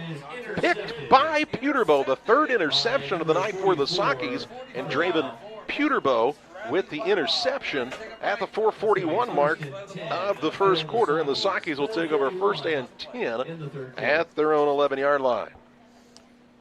Looks like he was looking for his man Grisham down there, and Peterbow reached out there and just stole it away. Peterbow, a larger kid, but he's got good hands. Really moves pretty well for the size he is. Man, look at that! He made a diving catch. The ground might have helped him secure it, but they won't go to the instant replay here. No red flags.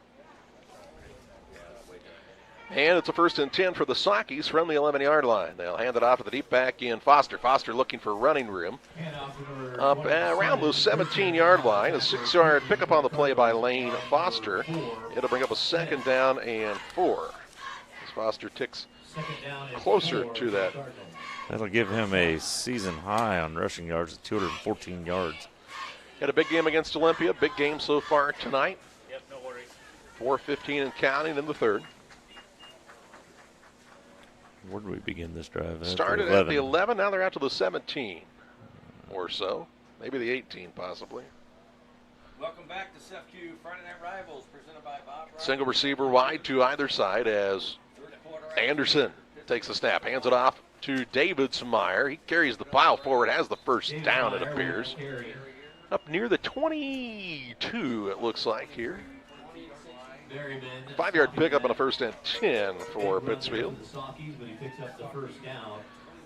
J.C. Davidsmeyer doesn't pick up a lot of yards as far as all in one big play.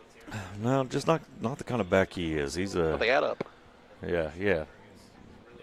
But like we say over and over again, he gets 3 to 4 yards per carry, and if you can do that 3 or 4 times a drive or in a set of downs, it's 1st down every time. Socky's a little late coming out of the huddle now. Anderson takes the snap and hand it off to Foster. Man, he got another good block from Shaw. 35, 40-yard line, down the sideline, and Foster is drugged down right at the 45. 22-yard gain by Lane Foster in a 1st and 10. Foster comes up a little lame there, but I want to show you, look at this on the Northwestern Mutual instant replay. You're going to see Owen Shaw come from the right side. He pulls around and watch this block. Boom. Just pops that guy outside and breaks that play open for Foster. And once Foster gets in space, he can just make things happen. Kid has a ton of speed. I think a lot of people will see the runs by Foster, but it's those critical blocks happening at the line of scrimmage that are giving him that opportunity. Well, and all season long, our line's owned that space most games. Here's a handoff to Davidsmeyer. Very short gain here to the 46. Gain of a yard. 2nd and 9 here. Rare stop. Davidsmeyer. Can't go away from it, though. No, you can't. We don't go away from the jet sweep. I don't know why you would go away from something like that. It's my favorite play in the playbook. Jet sweep. 2:15 to play in the 3rd. Clock counting down here. Sockies with a 35-14 lead, but trying to put together a long drive here to eat some major time off of this clock. Probably one of the longest drives of the night. They'll hand it off to Foster. He's bottled up quickly in the backfield. Cardinals did a nice job on that play. Lost back to the 44. Compton on the stop. And it's 3rd and 11. Loss of 2. 2-yard loss on the play. Bring up 3rd down and 11 for the Sockies. For Pittsfield here, no panic. I don't know that you necessarily have to go to the air. No. You can keep it on the ground and keep things moving here. Now, even if you end up getting stopped on this drive, which is not what you're looking for, you're not hurt. You come up with a big turnover down there, and now you can just eat clock, get a good punt, pin them deep. Anderson is going to hand it off to Foster. Foster gets another good block, taken down just inside Plains territory to the 49, a 7-yard pickup on the play. And there'll be 4th and about 4 yards to go near midfield. And decision time for Zach Ferguson now. This is kind of one of those in-betweeners. Personally, I would punt, try to pin Plains deep. I'd punt, maybe even take a delay game here, let the clock run, and then move it back 5 yards and Looks like kick it away. Looks like Anderson is bringing a play in from the sideline, though. The Sockies appear to be going for it here. Let the boys know you're still here, fans. Hit loud. 10 seconds on the play clock. Maybe come up, hard late, count. Yeah, really late getting the play in here. 5, and looked like Plains jumped the snap count. Or did Pittsfield move early? False start on the Sockies. Everything was it was so rushed, Justin. Yeah, the play came in, it seemed like a little late. Now Pittsfield will bring the punt team onto the field. That's basically what I said, and just a little different way of getting there. I'll move it back to their own 46 and make it 4th and 9. Punt team comes onto the field here. It'll now be 4th down and 9 for the Sockies. And Cook is in the punt. He'll stand at about his own 33-yard line.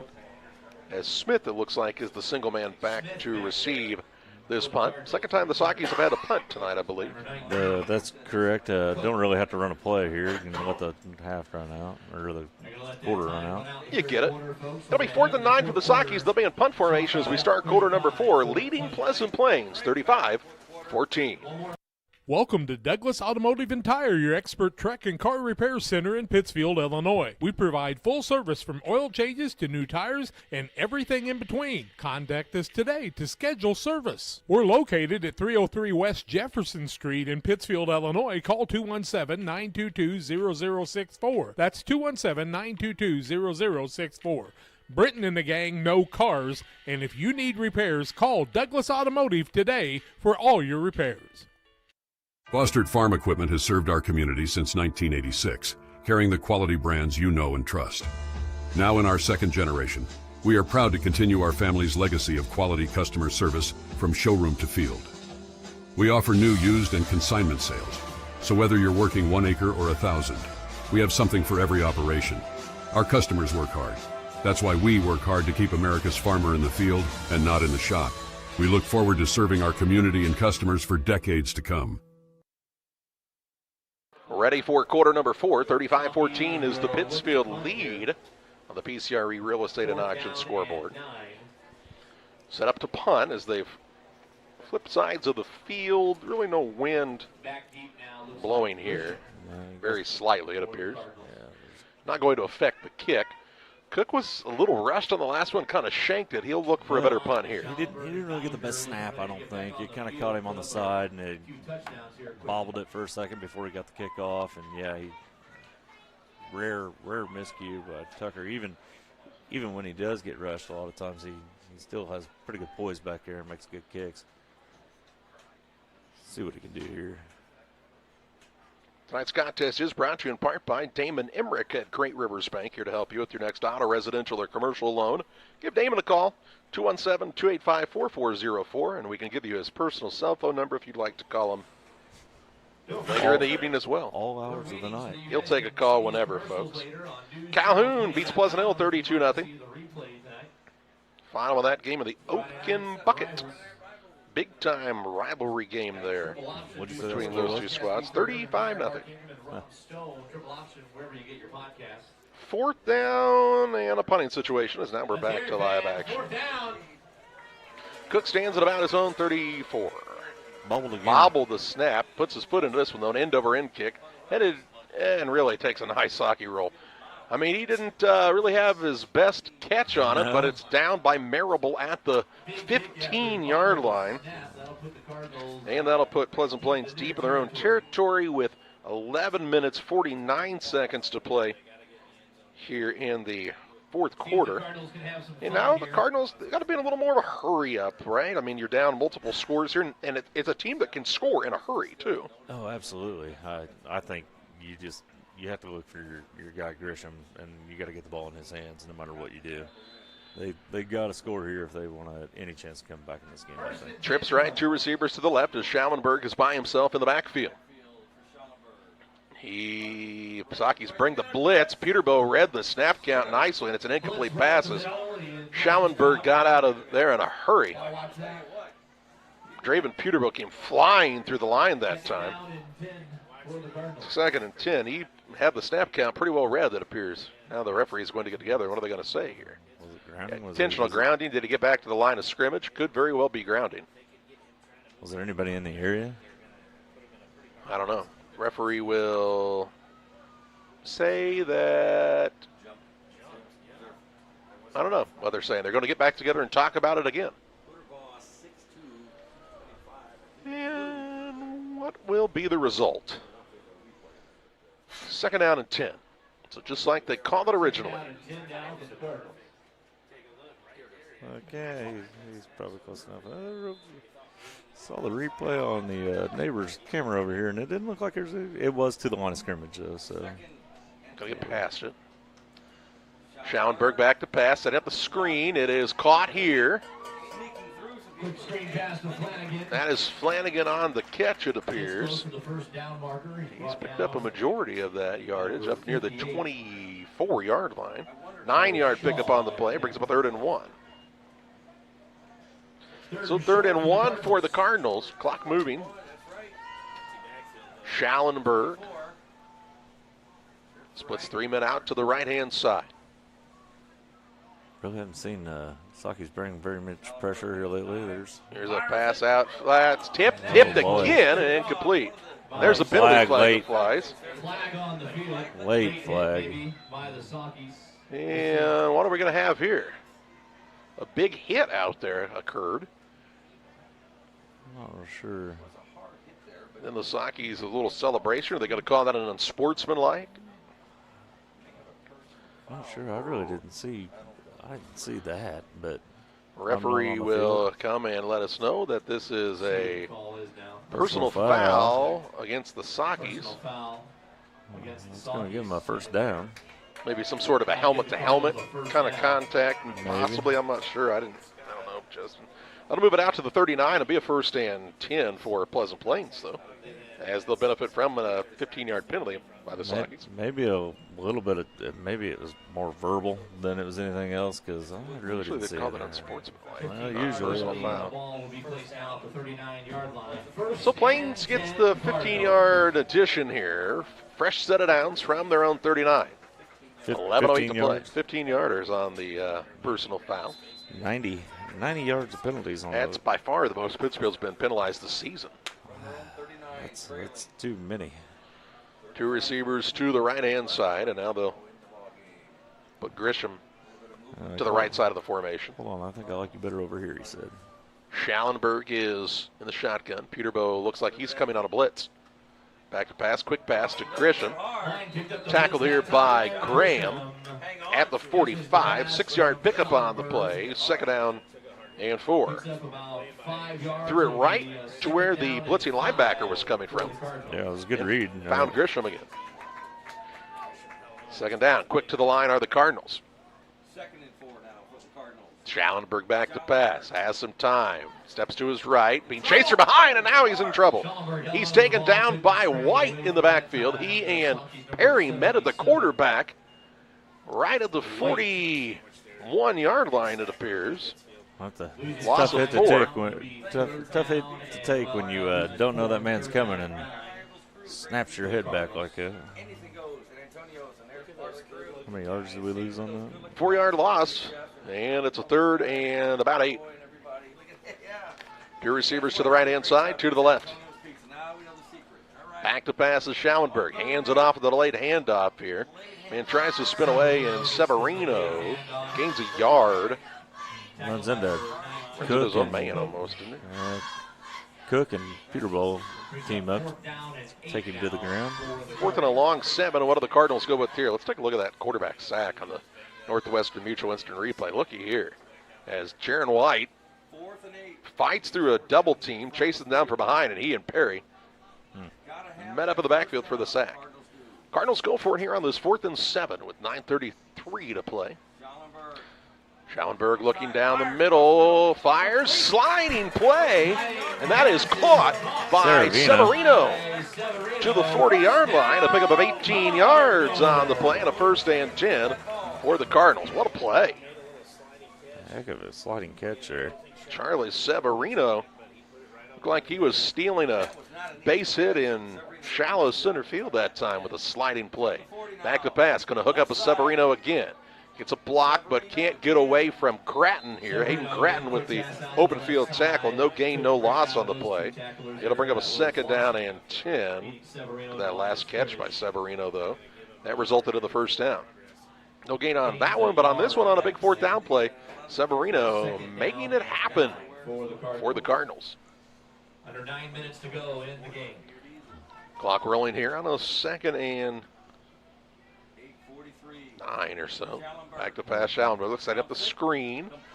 Flanagan with the catch, waits for the blockers to get set up, gets out of bounds. Shaw forces him out of bounds there. That was a play where Schallenberg could have thrown to either side if he wanted to. To the 33-yard line, a 7-yard pickup, and this will be about a 3rd and 3. 3rd down, 3 yards to go on the catch and run by Flanagan. Clock still moving. No, they say he got out of bounds. 8:34 to play in this one. Trips right. 4 guys even, as they got a guy in tight here on the right-hand side as well. Schallenberg shouts out some signals to his receivers on that side of the field. 12 on the play clock as he's back to pass. Looking right, threw it behind Flanagan. Flanagan and Schallenberg not on the same page there.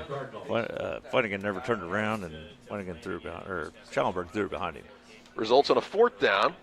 Clock stops on the incompletion. 8:30 to play, and a 4th and 3 here for Pleasant Plains from the Pittsfield 33. Pittsfield's got a couple of turnover on downs in this general area earlier in the game. And they get the Sockies to jump off sides. Look like Marable jumped from the right side, and that'll be another penalty on the Sockies. 95 yards in penalties now, and a result in a Pleasant Plains 1st down. To the 28-yard line, and Plains catches a break. Let's see if they can capitalize on it here. That has just not been a problem for Pittsfield much of the season. No, it has not. But it has been tonight. That was a bad time for that one to come, but clean it up, get ready. Because they're coming right at you again here. Yeah, here they come again. Severino stands to the left of the quarterback, Schallenberg, who's back to pass. Has time, throws, looks for Grisham, has him inside the 10. Down near the 8-yard line, 20-yard pickup, and a 1st and goal from the 8. Pleasant Plains not ready to go away just yet. 157 yards receiving for Grisham tonight. Not to mention he has 3 yards passing and 13 yards rushing. And he rode the bus. Here's a pass out into the flats. Big hit out there as Scott is the recipient here. Down to the 6-yard line, 2-yard pickup. It'll be a 2nd and goal from the 6. All this takes time, and the clock not the friend of the Cardinals as there's under 8 minutes to play. Cardinals approaching 300 yards passing on the night, 290. Schallenberg back to pass. Has time. Throws it to Severino out of the flats. He makes a man miss. Now to the 5. Getting drugged down from behind. Down to the 1. As Lawson drags him down at the 1. And it'll be 3rd and goal from the 1-yard line. That'll be 3rd down and goal. Ball at the 1-yard line. 5-yard gain. 5-yard pickup on that play. Ball's on the 2. And 3rd and goal here for Pleasant Plains. Do a little switching of some personnel as Denny's back in at the quarterback. Schallenberg more in the pistol now, not quite as deep. Tries to draw the Sockies off sides. Now he will Call for the snap. Hands it off to Denny. Denny is hit in the backfield and taken down by Braxton Forshee. Forshee with a big stop here. And it'll be 4th and goal from the 2. 44. No gain on that. Even a loss of a yard. Loss a yard. 4th down and goal to go. 6:45 and counting. Saki defense trying to get one more big stop. Great play by Forshee there to recognize the run and stop it there. It looks like we're going to have timeout on the field. 6:36 to play as the Cardinals want to take the timeout on the Adams Fiber timeout for reliable internet that doesn't buffer no matter what life throws at you. It's Adams Fiber. Visit followthefiber.net.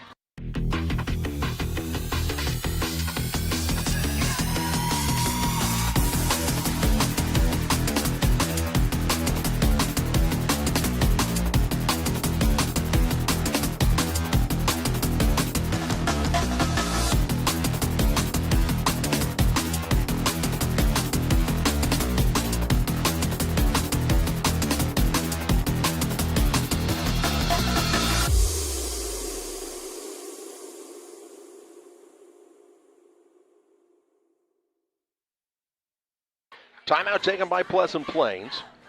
Their first of the second half. 6:36 to play. Trailing Pittsfield 35-14, and they'll have the ball 4th and goal. Ball resting at about the 2.5-yard line. Pittsfield led 28-14 at the half. Cardinals trying to get on the board here in this second half, and then they'll need an onside kick. Welcome back to South Q Friday Night Rivals. But have to convert on this 4th and goal play first. 4th down and goal for the Cardinals. Started at the 8. We've gotten it to around the 2.5. And there we go. Schellenberg banged up in the first half, and probably not an option to run. I would maybe some play action here. Schellenberg is back to pass.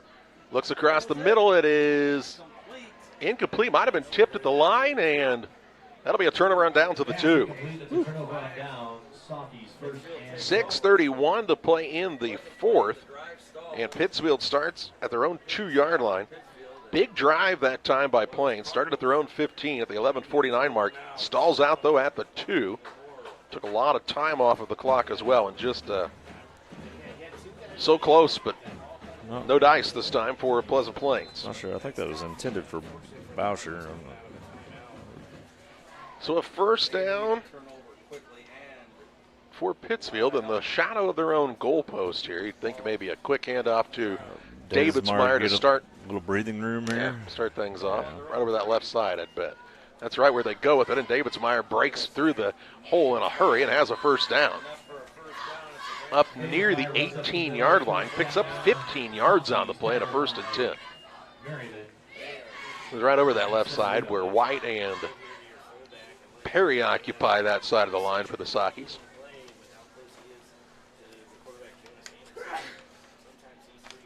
.6:11 on the clock rolling down here. Pittsfield will take their time, bringing the play in.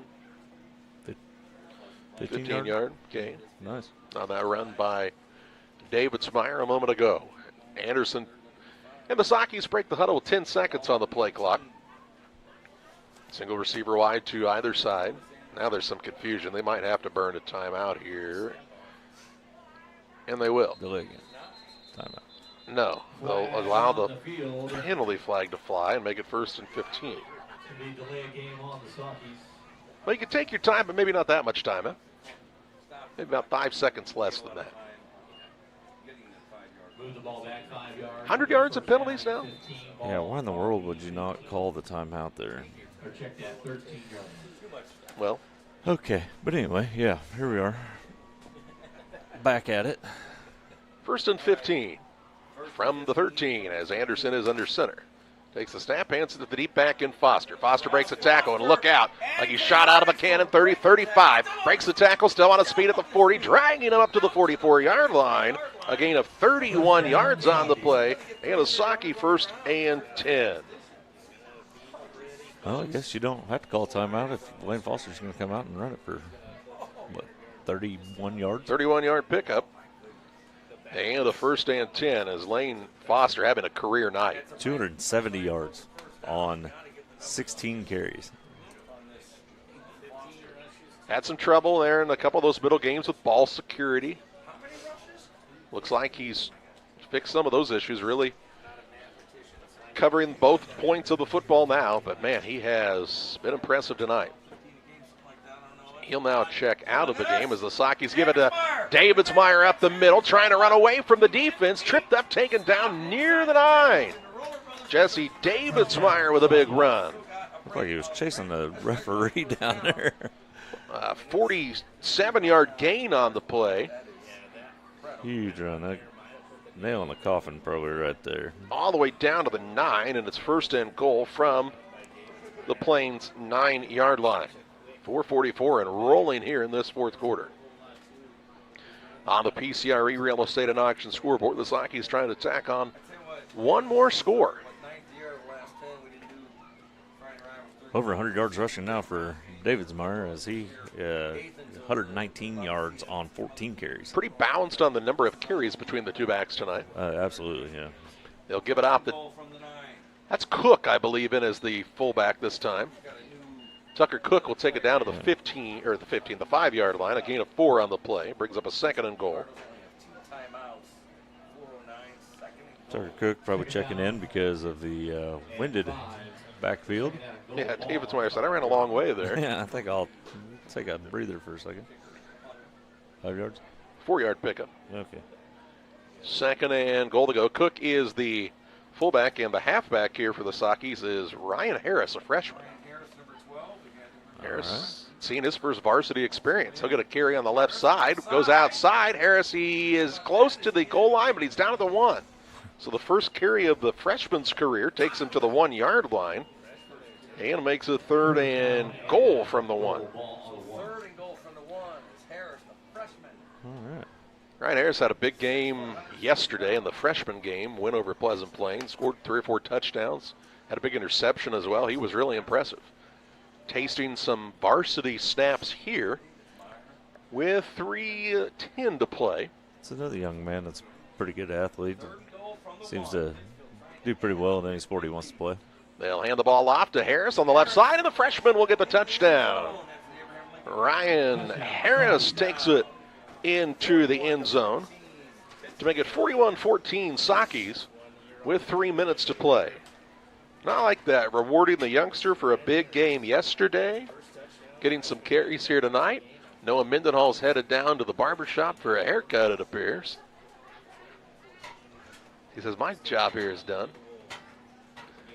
As Marable will be in for the extra point attempt for the Sockies. Has been perfect so far tonight. High snap, kick, up, kick. No good. No good. Well, he was perfect until that mark, but the Sockies give it to the youngster, Ryan Harris, as he carries it over the left side and across the goal line. 3 minutes to play. Pittsfield on top, 41-14. United Community Bank has been serving our community in banking since 1973 and is a proud member of the Pittsfield Strong United community. UCB brings you the latest banking technology, security, and convenience you expect, delivered with friendly local service you deserve from your community bank. UCB invites you to stop in for a visit at number 1 Professional Plaza in Pittsfield, or you can find them online at ucbbank.com. United Community Bank, the leader of community banking, member FDIC, equal housing lender. Sign up for a Saki Rewards debit card. 3 minutes to play in the contest. Pittsfield up 41-14 here on Pleasant Plains. Sockies going to win their second game of the season. They're home against Auburn next week and on the road at Porta in week 9. And the kick by Cook is a line drive, kind of a squibber. And it'll be down near the 36. The ball came out, but they called the runner down. Runner was down by contact.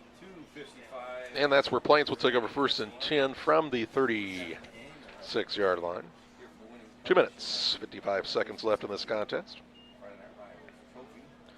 Stay tuned for the Logan Ag post-game show. Final stats will name our player of the game as well. Call it 37. Of course you would. Just trying to wait for you to write it down. Yeah, I already had it written down. 1st and 10 for Pleasant Plains, as it looks like Grisham is in the backfield at the quarterback spot. He will hand the ball off along the right-hand side. Denny is the ball carrier. Short gain of a yard on the play. Caught even 2 as he took it close to the 39. Give him a 2nd and 8. Was it Denny? I think it was number 3. Yeah, it was. Have to give kudos to Pittsfield's defense here in the second half. So far, pitching a shutout. And they have, what, three takeaways tonight? Yeah. 2 interceptions by Taylor Graham in the first half and an interception in the second half by Peterbilt. 2nd and about 8 here. Just over 2 minutes to play in the contest as Grisham will take the snap. He'll look to throw out into the flats. Has it completed here to Zach Ponce. Ponce will take it out to the 46-yard line. Gain of 7 on the play, and this will bring up a 3rd and 1. Ponce's first reception of the night. Ponce, a pretty tall young man, 6'5", 200-pounder is the senior, Zach Ponce. 3rd and a yard for the Cardinals. How many yards did you give him on that? I gave him a gain of 7 on the play. All right. Pittsfield's got quite a few reserves in now on the defensive side. It looks like, in fact, an entirely new defense altogether. I see Dominic Cooper and Nick Merriman looks to be a linebacker. Yeah. On a 3rd and 1 here, they'll hand the ball off. That is to the running back. Let's see, number 32. That's Matthew Montrus. And he'll get the first down up to the 48-yard line. Pick up a couple yards on the play on the 1st and 10 for Pleasant Plains. Tackled there by Landon Seal. Seal with the tackle. Who did you say carried? I'm sorry. That was Montrus, number 32. This play will come off with just about a minute left in the game clock. Grisham will hand it off again. Running back looking for room. Gets into Saki territory. Montrose to the 49-yard line. 3-yard pickup on the play. 2nd and 7. 2nd down and 7 for the Cardinals. And one more play, I would say, from Plains here. This one will be in the books. Take a look at the IHSA St. John's Children's Hospital scoring summary. These two teams are pretty similar in the fact that they're both looking at different games throughout the season, Justin, where they kind of went, man, if we only had that one back, they'd be looking at a lot different setup at this time of the year. Yeah, this Plains team played Athens very close. Had a very close game against Auburn as well. I believe that they lost, correct? And that'll be the final play of the game. Montrose with a 5-yard run, and the Cardinals will let the time run off the clock, and Pittsfield picks up the 41-14 victory over the Pleasant Plains Cardinals. The Sakis improved to 2-5 of the season. The Cardinals dropped to 2-5. And we take you to the Logan Ag post-game show with final stats and naming our player of the game next. At Logan Agri-Service, we believe that every seed holds the promise of a thriving future. Our commitment to quality and excellence is as strong as the roots we help you grow. With decades of experience, our dedicated team understands your unique needs. From cover crops to premium seeds, we have it all. But it's not just about products, it's about partnership. We're not just sellers, we're your allies in growth, your consultants in success. Hey, Abe. Hey, George. You know what? We love beer! This election year, be sure to make the correct decision and vote jerseys. Over the last 4 years, we have helped put more money back in your pocket with our daily drink specials and incredible food deals. We have also made steaks great again with our partnership with GJY Beef Company. So when you are making your next dinner decision, make it Jersey's Bar and Grill in Camp Point, Illinois. Game Masters Outdoors in Quincy is your ultimate destination for game cameras and hunting gear. Discover top-notch game cameras to elevate your outdoor experience. From firearms and ammunition to optics and outdoor equipment, we've got you covered. Enjoy free shipping on most orders. Browse our vast selection of high-quality gear and find everything you need for your next adventure. Visit GameMastersOutdoors.com today.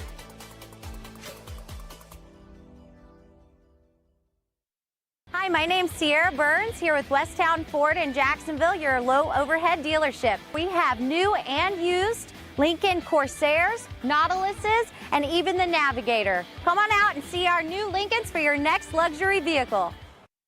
Kate Marable, real estate broker with Hometown Real Estate, would like to say good luck to all area teams and hopes everyone has a successful and healthy season. When you're in the market for a new home or would like to sell your home, be sure to call Kate Marable. Kate is a lifelong resident of the area and has experience in first-time home buyers, FHA, USDA, and VA loans. Call Kate Marable at 217-370-9809. That's 370-9809 for Kate Marable and Hometown Real Estate.